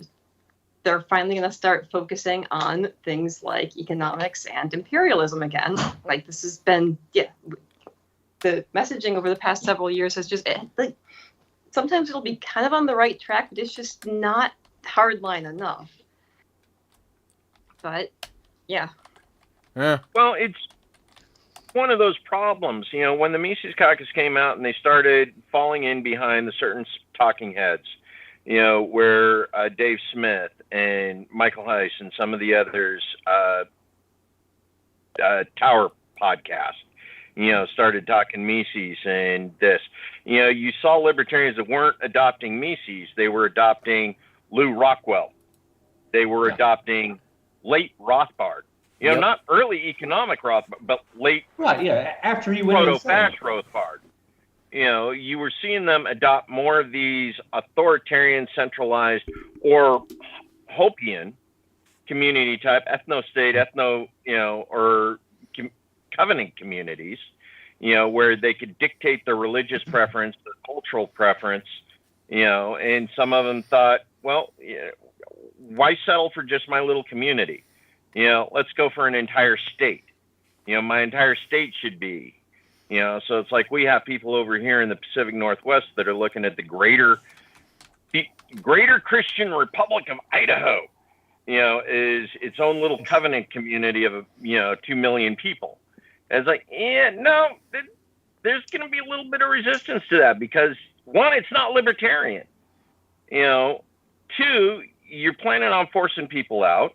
You're being disrespectful of their investments in the community. You're being disrespectful of the time and money they've put into their places because you want to come in and tell them how they need to live if they continue to live in the community that you dictate the laws for. And there's too many of them that are going, no, this is the way it needs to be. And if you're not going to be the way I want it to be, you need to be gone. You're seeing that in the Free State right now. You're seeing it with Libertarian Party in New Hampshire. Yep. You're not allowed to actually be a libertarian in the Free State now because Jeremy Kaufman decides what a Free Stater is. Exactly. And,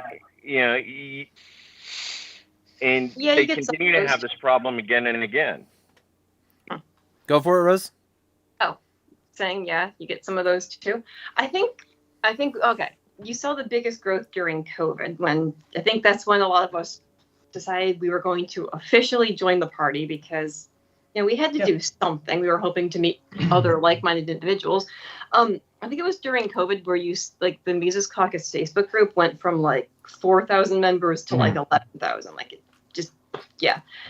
You saw, around that time we saw a ton of just generic conservatives and Republican voters suddenly becoming interested in libertarian ideas because they were generally against the COVID regime. And I guess the Republican Party wasn't anti-lockdown and anti-mandate enough.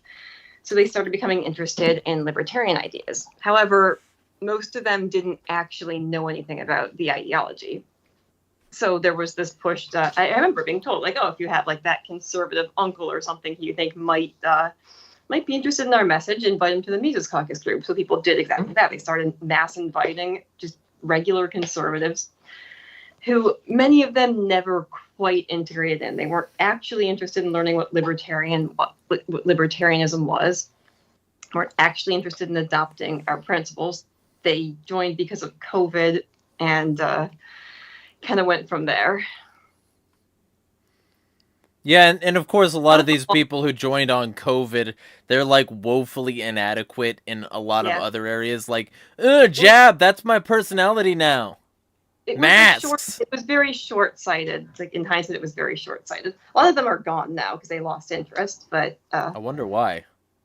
And those that did stick around, the Mises Caucus, unfortunately, at least from my perspective, didn't do enough to bring them into the fold, into an understanding of the broader libertarian movement and principles and what it means to be a libertarian. Instead, we got things like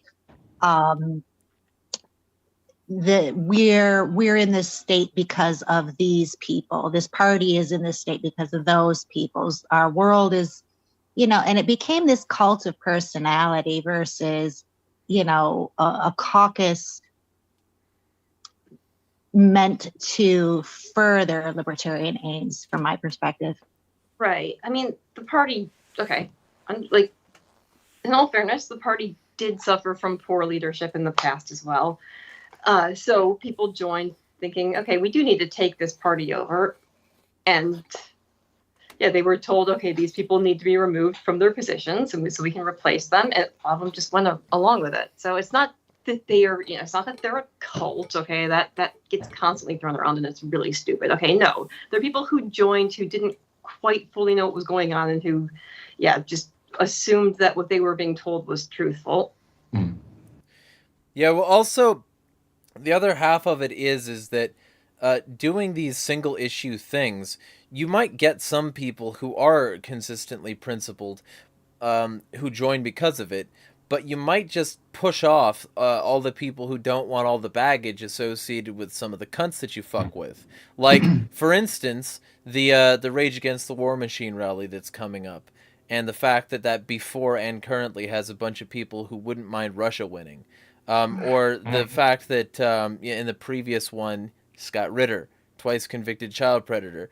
And now they've got to really swing hard the opposite direction after it was so hard to remove that guy. Like last minute. It was real last minute to get that guy off the ticket for speakers, etc.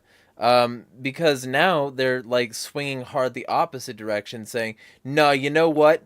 We don't like trans people because they're like, it's a Marxist perversion and those people are groomers. And like, I missed that. What, they removed a speaker for that? No, they removed a speaker for being like from the Rage Against the War Machine rally because he was a twice convicted child predator. Scott So what's Ritter. your criticism of the war rally?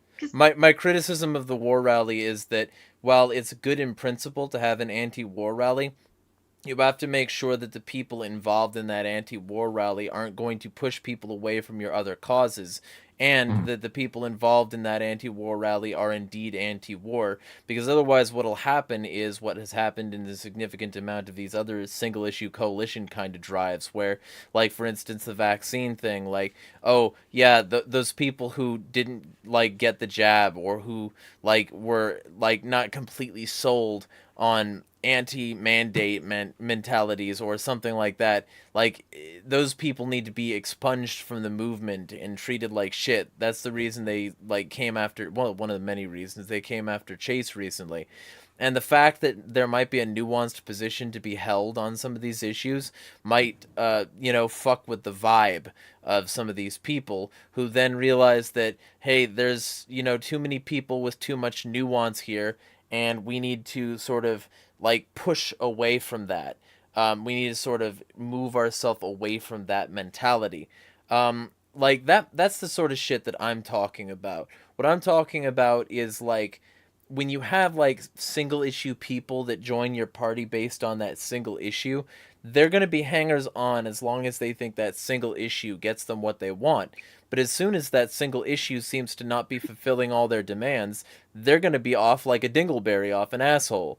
And they don't actually care about you. They don't care about the libertarian message movement, etc. What they care about is, like, getting what they wanted out of the situation. And if they don't get what they wanted out of the situation, they're out. That's the reason that Republican movement, the whole border thing, was such a strong thing, and why Angela McArdle had to beg some of these, like, basically Republicans to, like, please stay. We're not all like that.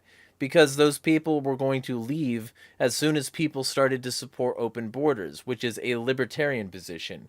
It's like all these basic libertarian tenets, these things that should like be the ossifying tenets of the Libertarian Party, things that like were considered basic for decades.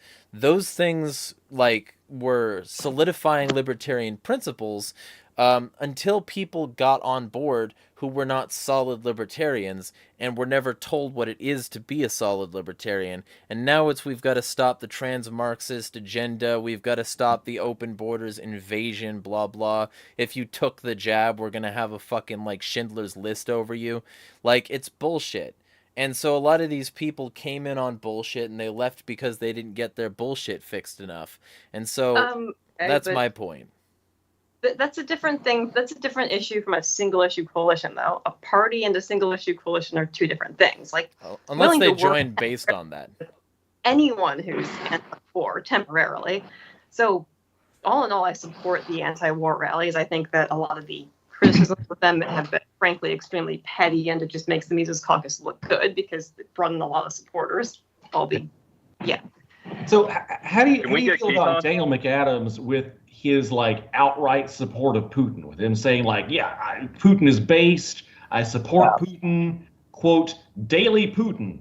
Like, he's been like amazingly just like not against us funding Ukraine. He has been in favor of Russia's invasion. Well, and it wasn't just him. It was, multiple anti-war speakers are just actively pro-Putin. I would just assume they were feds trying to discredit anti-war movements. But these are feds that are invited speakers.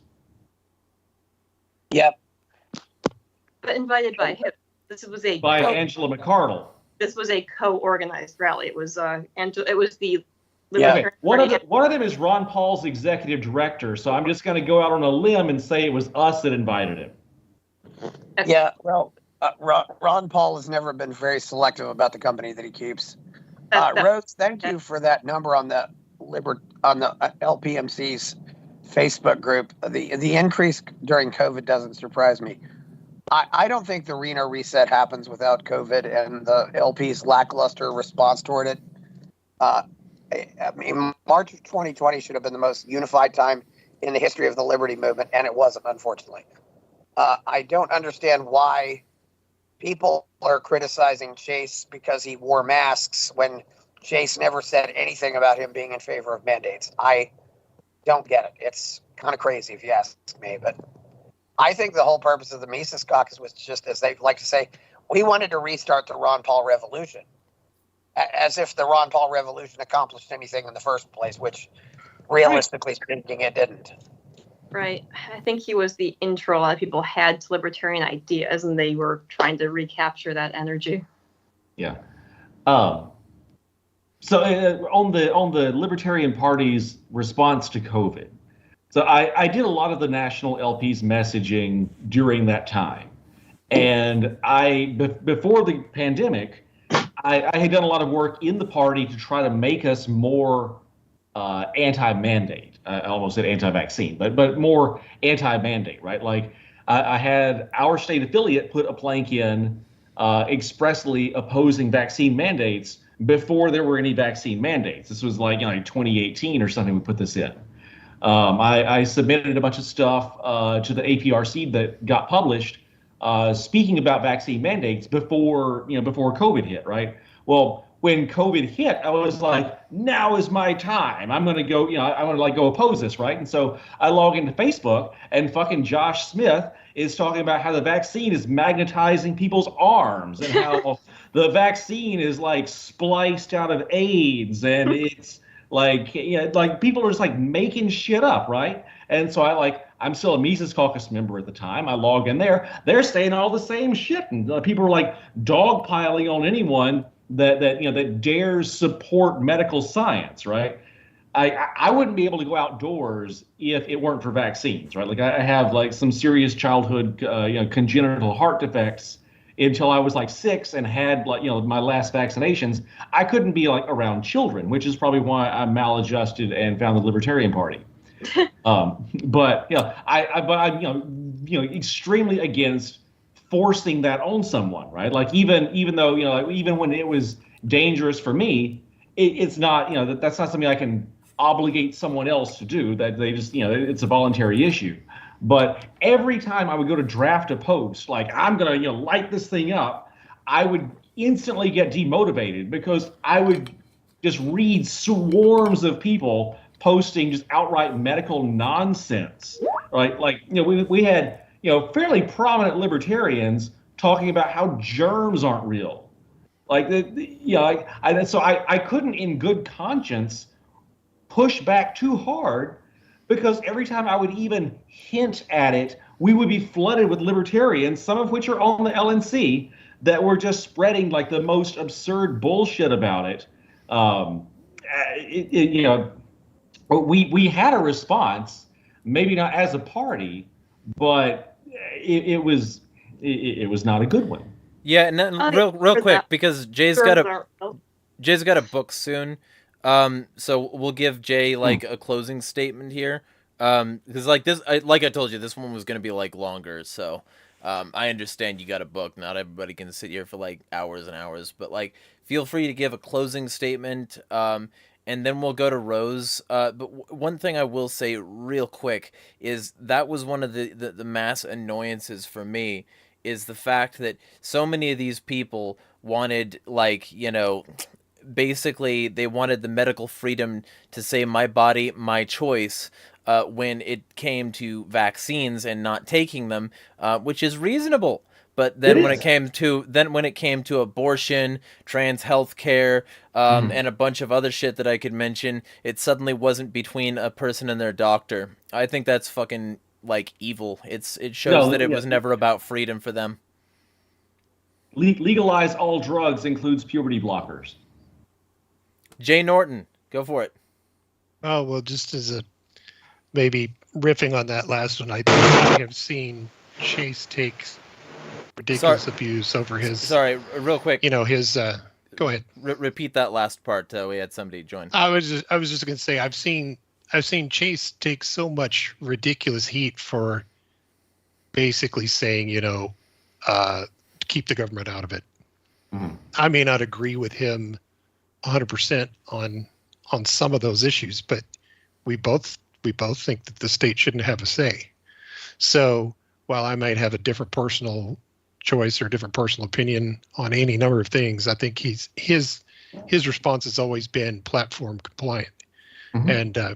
And now every time on Twitter I see somebody say, woke left hard, you're for chemical castration of babies, I take a drink.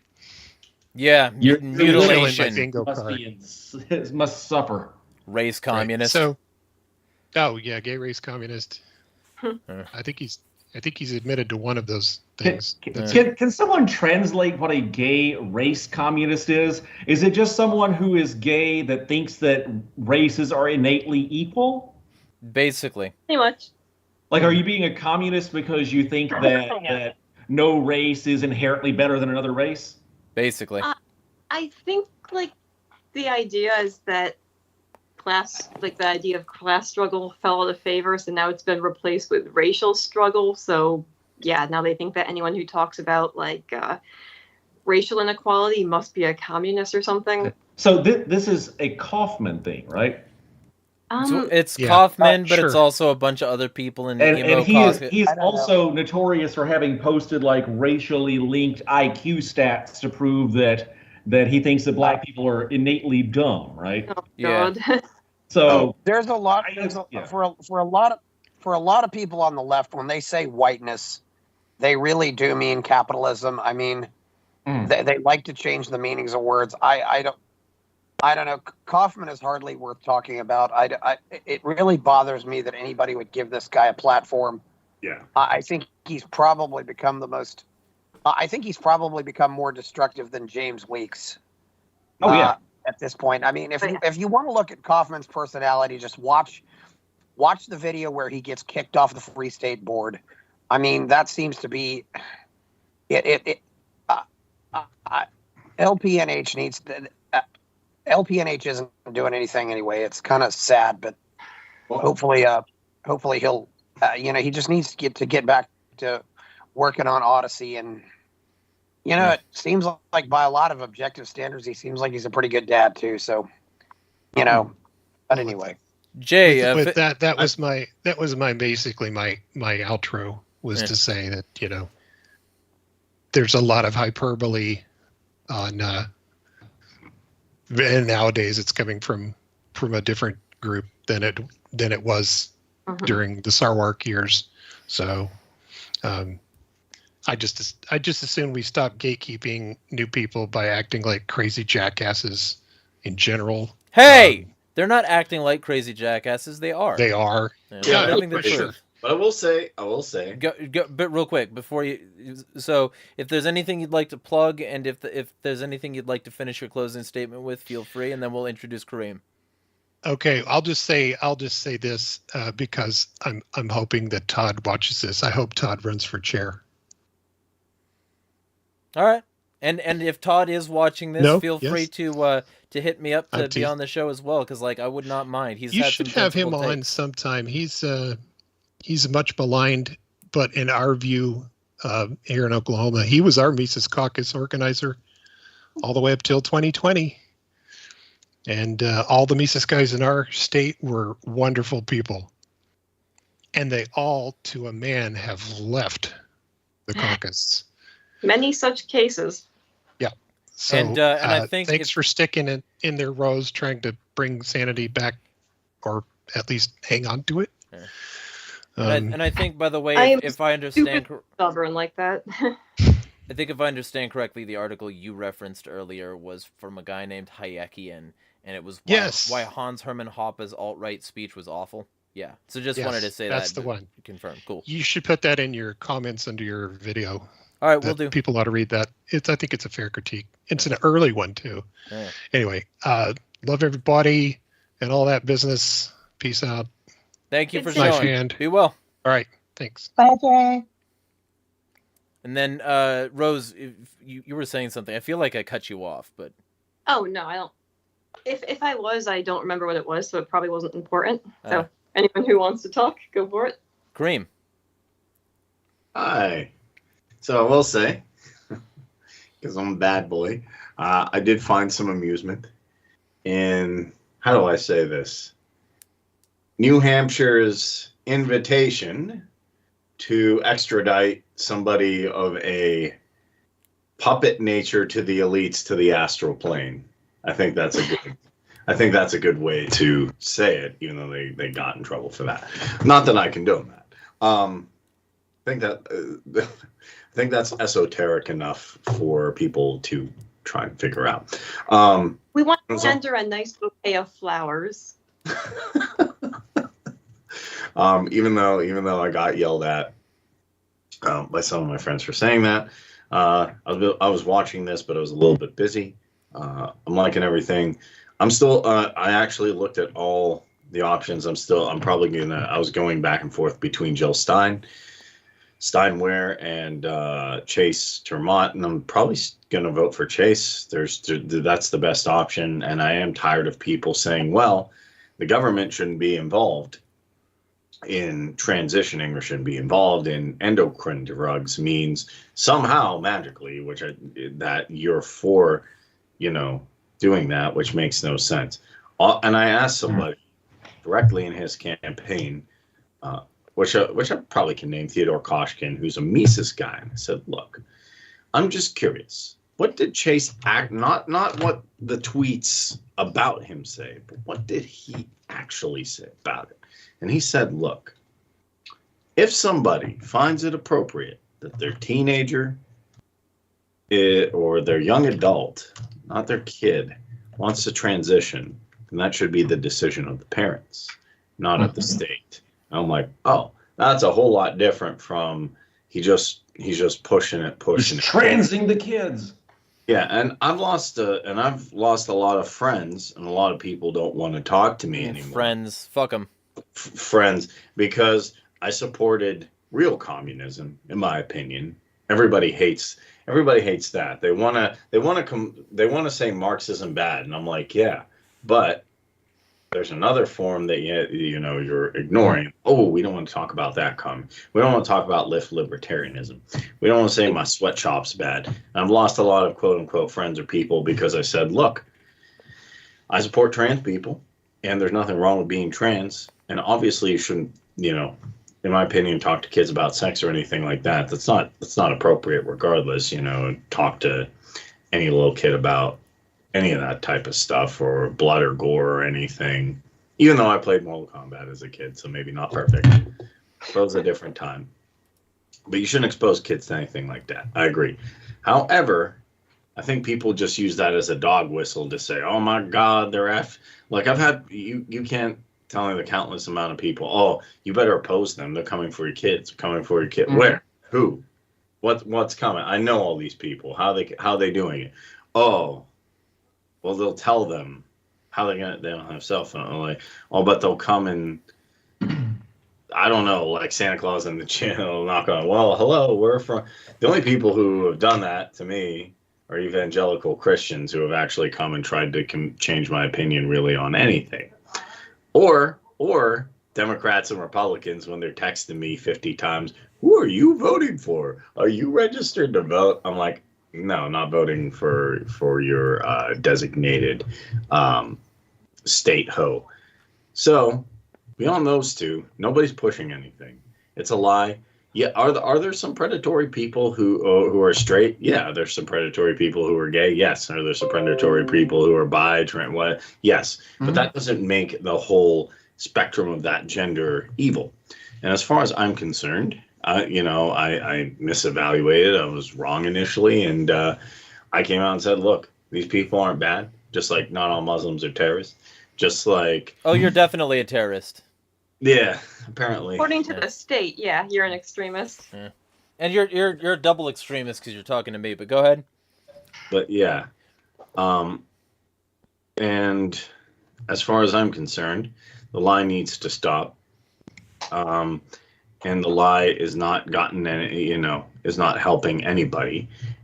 And there's a lot of, and if they'd stop to think about it for a little bit, and if they take a good hard look at it, a lot of these anti-government people would see that they could find great allies in the trans community if they just stop demonizing them over the state. But they don't care about that. They want to have book deals saying my Red Scare, my trans, my communism, and then somehow equate that. And what's ironic is the tanky leftists, if I can call, or the authoritarian leftists, don't like trans people at all. And they don't like ANCOMs. Like, I had literally a guy arguing with me on Instagram today that Stalin was for free speech and that I'm just blinded by the CIA, and Comrade Stalin was just a nice, upstanding guy. And no one in authoritarian communism's having any trouble, and they're just all super happy with their state, which I don't know if he's gone to China and said anything bad about the CCP, but maybe he should do that. So that's just people have lots of nice things about the state when it's illegal to criticize.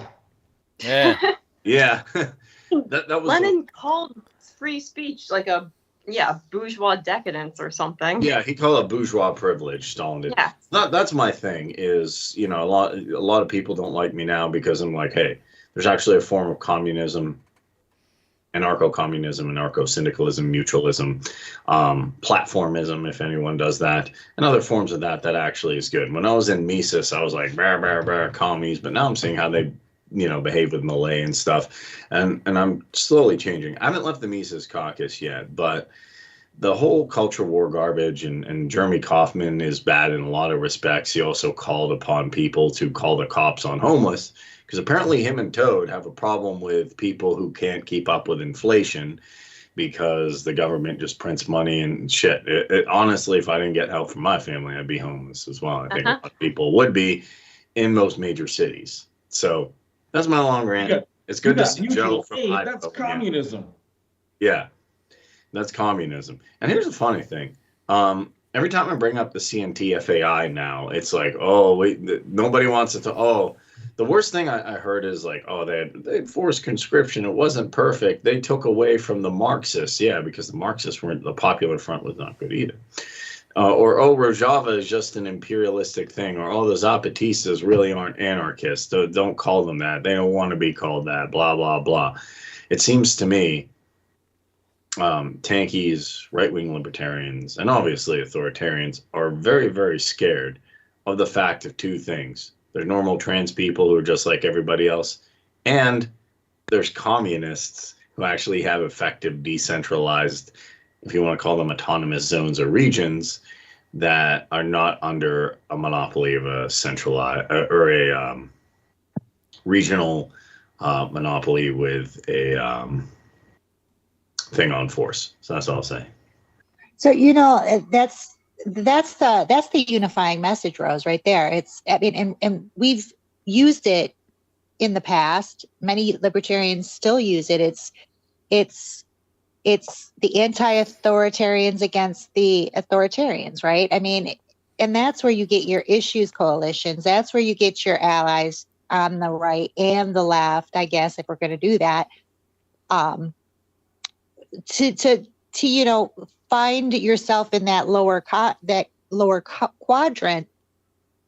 the anti-authoritarian quadrant. And I don't know why we have to invent, boogeymen like the duopoly does, like the fighting the culture war, when we've got the message and the way to do this. Mm-hmm. Yes, well, I'm one of the ones who's been complaining that they won't give left anarchists the time of day when those are the people we should be reaching out to. Yeah, well, and here's the other half. Like, so many of these people are just lying and or spreading shit that other people lied about. Like, Jimmy Dore says something and it immediately gets handed down like it's gospel. Despite the fact that he posted it from, Sean Adel Tabatabai or some shit like that, some like unreliable news source, or he just said something like, it's easier for a kid to get access to a tanning bed than, or to get his dick chopped off than to get access to a tanning bed. And that's just flatly not true, because they're not doing that to kids. They're not chopping off kids' dicks. It doesn't happen. And some of these people they'll throw it in your face that, like, they've got this article that says, oh, but they are doing surgeries. And then it's like, well, yeah, but top surgery. And then maybe there's some, like, really obscure cases of some bottom stuff, like 17 or so. But it's like, generally... Or if there's, like, an actual medical problem with the kid. Yeah. And they needed that for a reason. And so it's but they're like... not doing recreational genital surgery on children. Right. Yeah. And so, like, the general, like, thing is, when it comes down to it, a lot of these people don't actually have the facts to back up what they're saying, and they just want you to listen to the mutilation, grammar. Well, yeah, feelings don't care about your facts. Yeah. It's propaganda. Haitian people aren't eating cats in Ohio? I mean, they're eating more pussy than Ben Shapiro. But fucking... Well, yeah. Kareem, what is CMT-FIA? So it's a CNT-FAI. It stands for the Confederación Nacional del Trabajo, and the FAI stands for the Federation Anarquista of Iberia.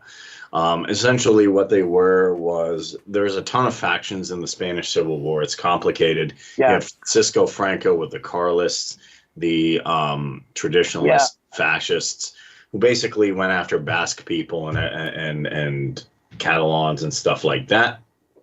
Then you had the Popular Front with the UGC, which was a Marxist, so authoritarian left. Then the break off from there is you had the Confederación Nacional Trabajo, which was anarcho-syndicalists, and then you had another anarchist faction, the FAI, that said, wow, you're too political off of that. If you were to equate it to a right-wing thing, it would be like, Kamala's camp and then Trump's camp, and then you have the Libertarians, then you have people like the Libertarians. Like, there's people who do this now. The Libertarians in the Mises caucus are too statist. We need to break off and just be like, you could think of the FAI as almost agorist. Like, wow, you're doing the political thing, like, just a little bit, but no, it's too much. Like, why are you going and voting for Angela? Like, stop. Like, this is statism. So that's how I look at it. What I think is that was a good prototype. It was not perfect. They had but what I try and tell people is, look, a lot of people see these people as criminals. A lot of people see communism as strictly just gulags, starvation, and repression of anything that the individual can do. And that was largely true under Stalin, Mao, Pol Pot, Idi Amin, all them guys. But the thing that they don't want to say is, look, just like capitalism has an ugly side called corporatism, which we're seeing now, which causes a lot of problems. Communism also has an ugly side, but it has a side that is libertarian. And I have people who, I don't need them to like it, but hey, if you could acknowledge the existence of libertarian socialism, if you could acknowledge the existence of Rojava, the existence of the Zapatistas, the existence of Roderick T. Long, left libertarian ideas, or what people call left Rothbardianism, that would be a good step. And if you want to really tip the scales, there's 8 billion people. Not everyone's going to agree with you. Let's work together. Yeah, I know Brian Kaplan years ago wrote some really good stuff about the Spanish anarchists. It's a very fascinating story. I'd love to dive into that more sometime. Keith. Yeah, so I know that the Louisiana affiliate has, for several years, subscribed to the idea of bottom unity, which for the longest time I thought was a gay thing. But bottom unity is the idea that left and right anarchists should get along because we both oppose the initiation of force, right? Like as long as someone is a consistent anarchist, it doesn't matter what sort of trade system you wish to have, as long as it's voluntary, they can coexist. And I think a lot of right libertarians feel like left libertarians are incorrect, like they're doing libertarianism wrong, and that's just not the case. As long as someone is consistently libertarian, it doesn't matter what sort of system of trade you wish to set up. If we're being historic, left libertarians have a very good claim to the term. You can't very well be a libertarian and reject the idea that left libertarians exist. I get smeared as a leftist or a Democrat sometimes for that, even though I've never been one. But we should definitely reach out to people on the left that are libertarian, because they tend to be anti-war, they tend to be against the drug war, they tend to also oppose economic abuses and things like that are often kind of fly under the radar of people from the right, because they're like, oh well, it's a business, so it's okay if they do that. And while we may not want the government to go in with guns and force a business to do the right thing, we can still oppose it, right? Like there are still remedies there. We can still you go to boycotts, and we can use other systems besides the state, which, if we're being consistently libertarian, we should support systems besides the state. Correct. One thing to highlight is, and credit to Keith Preston, I was discussing this with right libertarians. I said, well, I'm an Austrian. I still believe you should be able to buy and sell what it like. I should be able to take this can and put it on eBay and say it's $10 billion and sell it, and I shouldn't have to get taxed for that. Or if somebody wants to trade me a chicken for a cow in my backyard, should be able to do that without any state. I agree with that. I do want a free market, or as free as possible. But I said I'm also a leftist in the sense that I want to stick up for indigenous rights. I believe that there's exploitation. I do believe that there's specific problems that you guys don't say. Like, there are libertarians who say no one deserves a living wage. Now, I get where they're coming from, like, okay, a living wage, artificial inflation. But when you tell someone who's going to get evicted from their apartment, oh, I don't care if you have a living wage, all they're going to hear is, oh, he doesn't care. Or healthcare shouldn't be a right. Oh, so I shouldn't get my teeth pulled even though I'm suffering. They're not going to be like, wow, Rothbard was right. Let me go read that. So Roderick T. Long calls that, to me, vulgar capitalism. And there is a place. I believe in free speech. Say what you want, but realize if you want to convert someone to your side, free and effective speech are two different things. Yeah. And it's worth, like, I used to defend sweatshops from listening to John Stossel and stuff. I'm like, why did I ever defend sweatshops? Like, these people are being held there. Oh, but it's a business. It's free market. Like, no, but they're being held captive there, and they literally that it could be even worse isn't a good argument that it's okay. Yeah, and I used to do that. Oh, yeah. In the field. Well, they were starving to death before we made them into slaves. Well, I could take out the lube if you want it. It could always be worse, you know. Rich, go for it. Hi. And so going back to a point a few minutes ago, you talked about the trans issue being galvanizing. Chase Jolliver's messaging, I think, is excellent on the trans issue. It should be between parents and children. And as I brought up before about the Hobbs decision and abortions going up and a demonstration of failure, I see the trans movement going that same way. You've got the right states. This is what I've been telling a lot of people. The right-leaning states want to prohibit parents, therapists, physicians, prohibit all of them from doing anything to minors related to consultation, modification of gender, anything like that. Even calling them a name. In New York State this year, we have something called the Equal Rights Amendment. And from past history, we're pretty darn sure that the result of this is going to be bypassing parents and giving more authority to public schools and school nurses to give gender consultation and possibly even medical treatment to children. They already do it with abortion. They give minor children can get abortion without parental knowledge and consent. And I don't particularly agree with that, because I think I actually have a friend who almost died because she was so fixed on keeping her abortion secret from her parents. She had complications, almost died because she didn't have her parents. So I just think that it's rightful for parents to be engaged with children, because if you take parents out of the picture, you're saying the states should have more power with children. So I think, and Chase said that very specifically in his comments about the trans issue. It should be between parents and children. It's a lot. What's his words? I think he said it's a landmine of issues. It's complicated. It's difficult. Yeah. But they're best equipped to handle it, much better than anyone in government, you know, whether it's a public school teacher, a school nurse, or anybody else, some bureaucrat hundreds of miles away. I think that's Chase, to quote him. I think he said that also in a speech I heard. Let people at ground zero that know what's going on. I actually have a niece who started transing as a minor, changed her mind. Now she's grown up, and now she's back into being a female. So people make difficult decisions back and forth.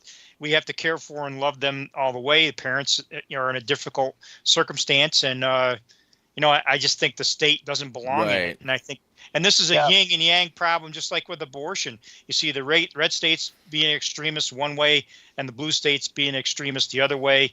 And the libertarians should look at both of them and say, "You're all fools and idiots. You know, the state isn't going to fix this problem. The culture war is just going to make it worse. We need more power to the individual." Yeah. Well, one problem occurs, and I know there's a case, that was going. I don't know if it's still going on, but Daddy is in Texas, Mommy is in California. Mommy wants to turn the boy into a girl. Daddy wants the boy to be a boy. That was not true. Tim Bond did a video against that. Maybe it's not true, but the point is, when parents are divorced, the state is the de facto parent. Sure. I'd really like to know how many times kids are wanting to transition when they're coming from intact families. I can bet that a lot of this is happening when there's divorce involved. And even in those circumstances, I think the state is ill-equipped to help. Well, I think, again, when parents are divorced, the state becomes the parent. That shouldn't be the case if you're a libertarian. So how do the parents decide then if the state is not the parent? The doctor leaves it up to the child. Like, you can't just take your kid into a drive-through clinic and get a sex change, right? Like, when someone is transitioning, it's not like you go there and they just perform surgery and you're done, right? Like, you go through years of counseling. Usually when a minor, quote, transitions, you use a different pronoun, right? They start kind of experimenting with, like, well, what if I was this gender that I believe that I truly am in my soul? It's not like, people think like, oh, they're transing kids, right? But like a trans ray. Right, but if you're a child who is truly struggling with that, the government is saying it knows better than you know yourself, right? Like it's a violation of your self-ownership for the state to come in and say, no, no, no, no. I know that's what you are, but we're the government. We know better. But what I'm saying is that one parent is using the state against the other parent. When parents are divorced, this is what happens. That's why it shouldn't be up to the parent either. And why? When has this actually occurred? Is the question? Can you name me a case? I would even go so far to say it's none of your business. It's not my business. I mean, if you want to go into an argument for the complete emancipation of children, I'm willing to listen to that. I definitely think there are some very valid arguments there. If you want to give children all full legal rights, I think that's a conversation worth having. You know, so there's a gradient here, right? Like it's not an all or nothing. But like if my son came in and said, "Hey, I want to be called a different name," right? We would talk about it. But if that's like what I truly felt that he wanted to do, it's his life. It's his choice. Yeah. And like the other half of it is, I find so many of these cases are riddled with fear mongering, where somebody is like, basically these stories are either being created by a self-interested, like family member using this issue as a cudgel. In the case of that like mom in California situation, for instance, the dad was directly connected with conservative media organizations and heavily profiting off of this story and using it as a cudgel, despite the fact that multiple court like stories and like investigations about what the kid actually said confirmed that the kid was definitely trans. Like that sort of situation is being like a professor of some sort in Yeah. some ridiculous field who now had her own personal twin study. So I just remember looking into this case and I'm like, I don't trust either of these parents because they both seem to have their own like Agenda. basically But- opposite agendas. But the kid like had the kid's statement, and the kid also had the kid's like sibling's statement, and the sibling admitted like all of this stuff candidly, and so did the kid themselves. So like I'm not gonna like take that away from them and claim that it's not the truth because the woman has like potential conflict of interest, when the father is the one literally ignoring all of the studies and evidence that have been done involving this particular case in order to claim that the kid doesn't want to be referred to that way. Like there was this thing when the dad like basically said that, well, when he's over at my house, he doesn't dress in girls' clothes, and then the investigation found that he didn't allow girls' clothes at his house. So yeah, of course your kid doesn't do that, but your kid wants to and doesn't talk to you about it because she feels unsafe. And if that's the case, then it's the dad being the problem here, not the mom, and the kid should be able to choose. Okay, sure. I'm having come from a progressive background myself, I will say there are parents out there who are way too quick to jump to conclusions. So I'm not going to pretend. I'm also not going to pretend that does not happen. Sure, but I'm just going to say, like, there are so many cases that I've found where that's overt fear-mongering, and the actual truth when it comes out is that the story was a lot more complicated or nuanced than the parent wanted it to seem like.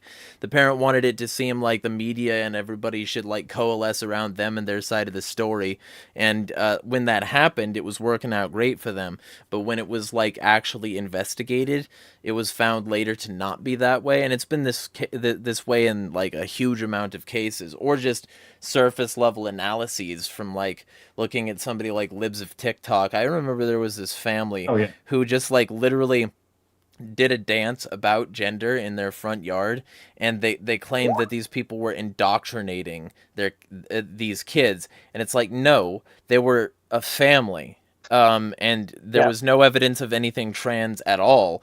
And also, like that, it's the case so many of the time. Like, and you saw with Libs of TikTok specifically, you were against Chaya Raichik recently, Rose, because of that Home Depot incident. Yeah, conservatives say a lot of dumb shit. I'm just saying, like, I don't think the state should be involved at all either. Right. However, right. Let's say you got a 10-year-old boy who's really into Star Trek, and his favorite character on Star Trek is Scotty. James Doohan was in World War II. He lost a finger. And suddenly your kid is a big fan of Scotty, and he comes to you and says, Daddy, I want to be like Scotty. Well, can I get my finger amputated? How much of the time is it that simple? What is the parent going to say in that situation? I mean, I'm sorry, but as a parent, I'm going to say the parent will say no. No, you can't get your finger amputated. And I don't think any doctor with any integrity or ethics would do that. But how many doctors are chopping off fingers and or genitals of kids? Okay. Well, actually, there's a whole lot of doctors out there performing male genital mutilation on newborns, but Well, that's right. completely. But that's the reason it's a different story, is because that's an acceptable form of genital mutilation according to the public. And when it comes to the trans issue, it's all fear mongering. Yeah, consent consistently matters, so that is also wrong. But and there is a difference between my 10-year-old wanting to get some freaky hairdo, or even getting a piercing, and wanting to have something done that's permanent that can't be changed back. Well, fortunately, they don't chop any genitals off any 10-year-olds. That hasn't been done. Yeah. No. At least not in America. I think we're in a situation where the Haitian migrants are transing the kids. Yes. Right. Like it's just people dogpile on make-believe stuff until they make stories about the make-believe story, and it has a life of its own. Mm-hmm. I do wonder Here's the problem. I think look into the Texas wedge issue that this has become too much of a wedge issue. Okay, there are people who, from an extremely young age, and this has always been the case, have felt like they were trapped in the wrong body and have wanted to transition from basically toddlerhood. Identified as the most commonly associated with the opposite sex. However, in recent years, this has become a lot, there has been a lot more focus on transgender individuals. And as a result, you have a lot of adolescents who are going through all the normal identity struggles, and who are thinking that maybe they actually are trapped in the wrong body. Maybe they actually are trans. Like, I went through this whole thing. Like, I experimented with going by, male names and I wanted to be a boy throughout most of my teenage years. So I think these are very normal struggles, and this is fine. Like, kids should be allowed to explore. They should be given space to figure out who they are. I think the biggest concern, and this is why this has become such a controversial topic, is that there may be adults who are a little too quick to jump in and say, oh, so, okay, maybe you really are this, and maybe who may be too quick to jump to medical intervention. And that's the issue there. Well, so I think there are medical fads. I don't trust the mental health system at all. Like, I had the misfortune of going through, of being a teenager when the fad was to load kids up with SSRIs. So I'm not going to pretend aren't these fads they're too quick to put kids on unnecessary drugs. I'm glad I graduated high school in 1989. I'm glad I was able to go through school before the drugging kids fad came to be. Of course, when I was 6 years old, it was a fad to give kids tonsillectomies. I can look at some other decisions that my parents made that I'd like to go back in time and say, I wish you hadn't done that. Certainly some vision problems I had, which I didn't really get proper work on. And I think medical science in general is very corrupted, and I don't think we're going to fix this through legislation. I don't know how we fix it really, because unfortunately I'm now at the point where I largely believe that smart people, or allegedly smart people, have less integrity than average people, and they're going to be corrupt, and they're going to be so the PhDs of no matter what they're in, they're going to be corrupt, and they're going to be captured, and they're going to be whatever, and it's really, really tragic, because the world needs ethical, smart people, and it's tragic. It really is. If smart people are unethical, we've got a serious problem, and I think that maybe is why a lot of average people tend to hate smart people. Well, there's an issue with intelligence and actual like IQ intelligence and actual, what I guess you would call heart-based intelligence. And the problem is there's a lot of PhD people look at a study and say, oh, okay, well, I agree with the scary beer flu regime, and I agree with this. And sometimes they're not malicious. There were they're very smart software engineers with me who actually bought the whole thing just because, oh, well, somebody has a lab coat and authority, and Fauci said it, so Fauci said it must be true. He has all these degrees, and he appeared on CNN. Oh my God, and there's a study. But I will tell you this. There's no legislation for it. This is why some people are pissing me off, because they're like, oh, well, RFK is going to declare some kind of health emergency and we're going to fix it all. And I'm like, okay. Somewhat RFK is saying, yeah, there's fluoride in the water, these things. But if you take less than $1,000, do some research. In my opinion, I mean, Jeremiah, disagree on exactly how to do this.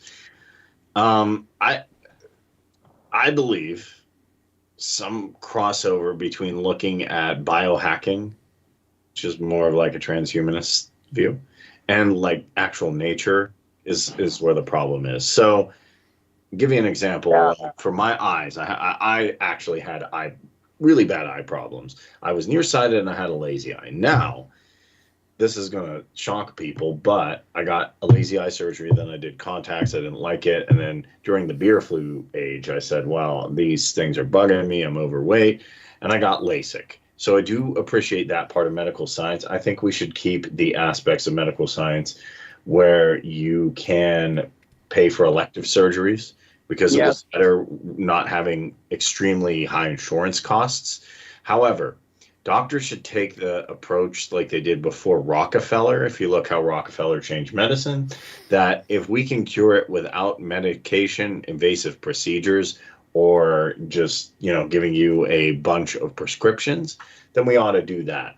So something like high blood pressure, overweight. Like I used to think high blood pressure was salt. I cured my high blood pressure by getting enough minerals and breathing. I know that sounds bad, but I think people should look into alternative health first. Yeah. Then if it cannot be solved, get an elective, whatever it is, as a last resort. Like, okay, maybe I can't fix my eyes by myself. Maybe, and I also have a bridge, not because of a health problem, just because I got punched a lot during boxing. So I have a bridge, and I did get LASIK, and I'm grateful for those things. I also have done other elective things that I don't want to talk about. Yes. So I actually improved my vision using light therapy. There's a lot of alternatives. I'd say about half the alternative stuff out there is snake oil, but some of it is good. I mean, one thing is American doctors do not talk enough about food and nutrition. And like you said, the fact is a lot of people sleep like shit. A lot of people breathe like shit, and that affects everything. I probably sleep. I still kind of sleep like shit and breathe like shit too. Yeah. And not to mention, I've certainly been, I've done Amazon. I went to Peru to do Amazonian plant medicines. So yeah, I'm partial to that as well. It's I've done a lot of stuff. I do biohacking. So I have a red light that I use every other day. I use cold therapy. I've done saunas. Real quick. Hey, real quick. We got some people who've got a book, and we're also about to book soon. Anyway, we can talk about alternative health on another day. I want to get some closing statements from folks. So let's start with Keith, because he says his laptop is about to reboot. So we'll get a closing statement from Keith, and then we'll move to Rich, who also has to go. I don't know what happened with Jamie, but she says what happened, so I'm not exactly sure in another room. Yeah. So I'll figure that out. But Keith, go. Yeah. So I have about 30 seconds. Anyway, I enjoyed it. I had some good conversations. If anyone has questions for me, feel free to bombard me. I can answer emails like anyone. Yeah. Yeah. That's it. Thanks for showing up. We might do more of this on another thing. Enjoyed it. Thank you. Rich. Short also, like Keith, thank you for having me on. I got pretty much everything I wanted to say in tonight, so I appreciate it. Cool. I look forward to another opportunity sometime in the future. Thanks, everybody. All right. Thank you for showing up. Joe, I guess then we'll move to Joe, because it's been a bit since you spoke, and we'll sort of start to do wrap-up statements, because we could do an entire episode on alternative health. Oh, yeah. And that's one of the things that you actually got to take a look at when you're dealing with the whole RFK scenario and what's going on with the LNC. And he brought up Rockefeller, which is an extremely important part, because all the AMA, all the American Medical Association is Rockefeller's private eugenics drug pushing club. They did their best to alienate women in the field of homeopathic care. They moved everything over to a man-centric industry. They started lobotomizing women. They started pushing forced sterilization among minorities while promoting forced birth among, the Anglo-Saxon Protestants in the Eastern United States, during the whole Margaret Sanger period. Entire idea that you can trust the AMA for your medicine is such utter bullshit. I don't understand why anybody even bothers trying. Sorry, we got a hiss coming from somebody. I think it might be Chris. Mind muting for a second? Chris? I'm having trouble muting. Sorry. Joe. Sometimes it just doesn't respond. Gotcha. Go for it, Joe, though. What was it? Believe in the AMA. Most powerful and corrupt union in the world right now. And as a progressive eugenics antinatalist organization as a whole, their ability to influence the way medicine goes, the way thoughts on healthcare, and even on the transing issue, how young you start treating, you start removing people from the gene pool, has become a debate among many of them. There's a hiss coming from you, Chris. I'm not sure. Here, there you go. Yeah. By the idea it's a deliberate depopulation, because I think if anyone was going to try to carry out a depopulation plan, they'd be making things like vasectomies and tubal ligations more accessible than they currently are. But so I'm not going to believe any depopulation agenda until that becomes more up to a certain point. But I mean, you step back and you take a look at what the AMA has done. Tuskegee experiments. Yeah. I mean, I don't trust using Bill Gates in order to infect polio vaccines in foreign, nations and continents. All while promoting certain ideals in, human genotypes, especially here in the U.S., where the doctors are more easily able to support, survival under certain conditions. So are they all involved in a depopulate? No. You can't get that many people involved in something on that scale without somebody blowing the whistle. Yeah. So, but they've done some shady ass shit. Yeah. So the general vibe that I'm getting is one of the episodes we need to do soon needs to be on alternative medicine and health and how it comports with actual science, if it does in certain instances, what does and what doesn't. We'll get some science based people here. We'll get some alternative medicine folks here, some people interested in that conversation. I'm sure there's people on both sides of that aisle.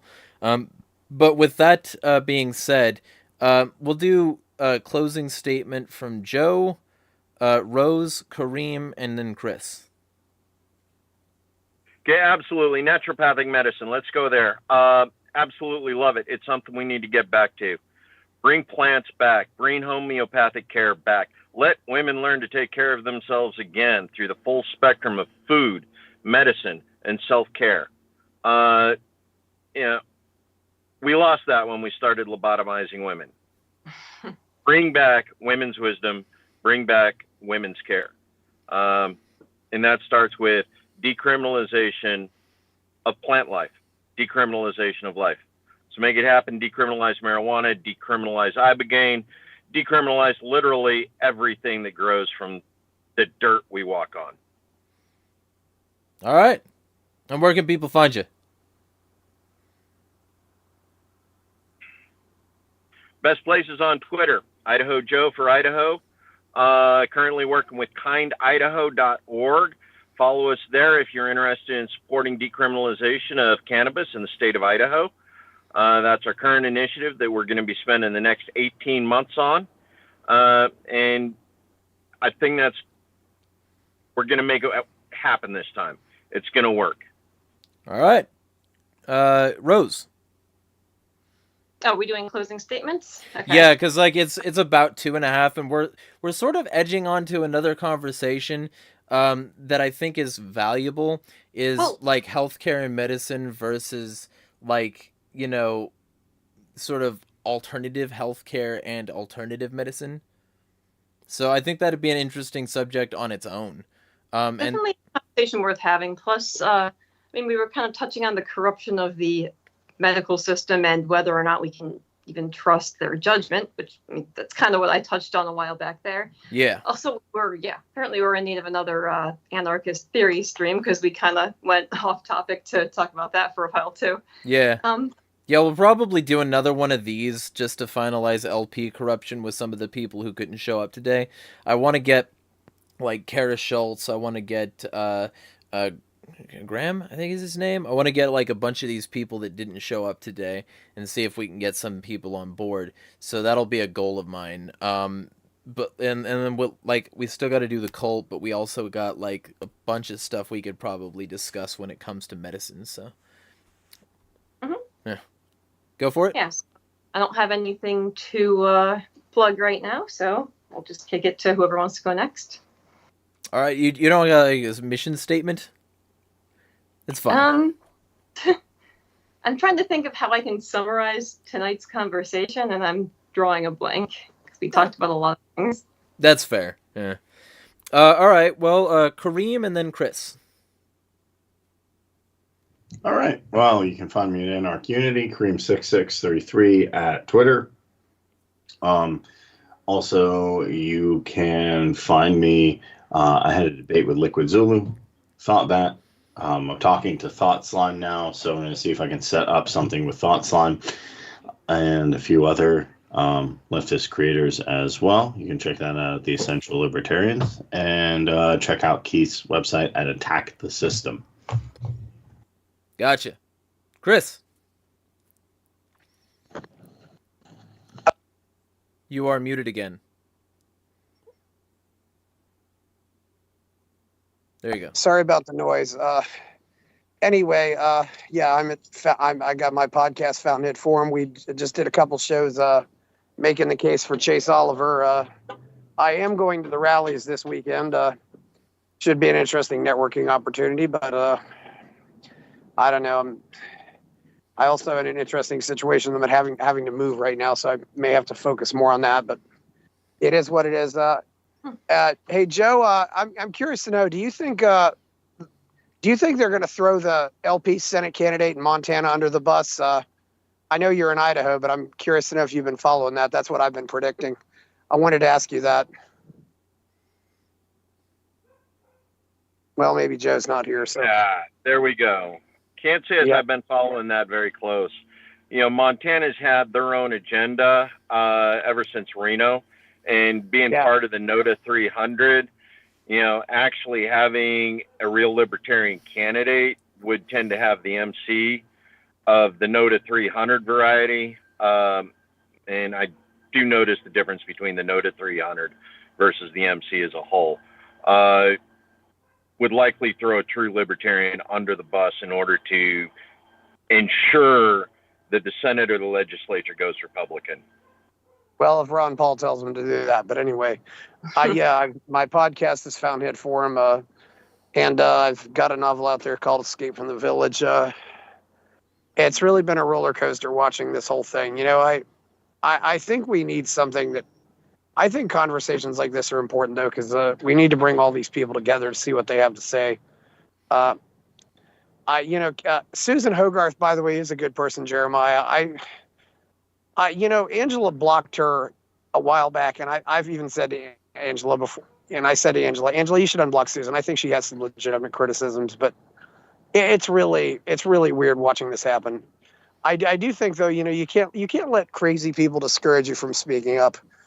I think that was you, Rich, who said about, you'd see this anti-science stuff. You got, I think the LP, a lot of us were upset that the LP didn't say enough against COVID. And if the crazy people are saying stuff, you just got to take that away from them and say you're saying stuff louder. It's, but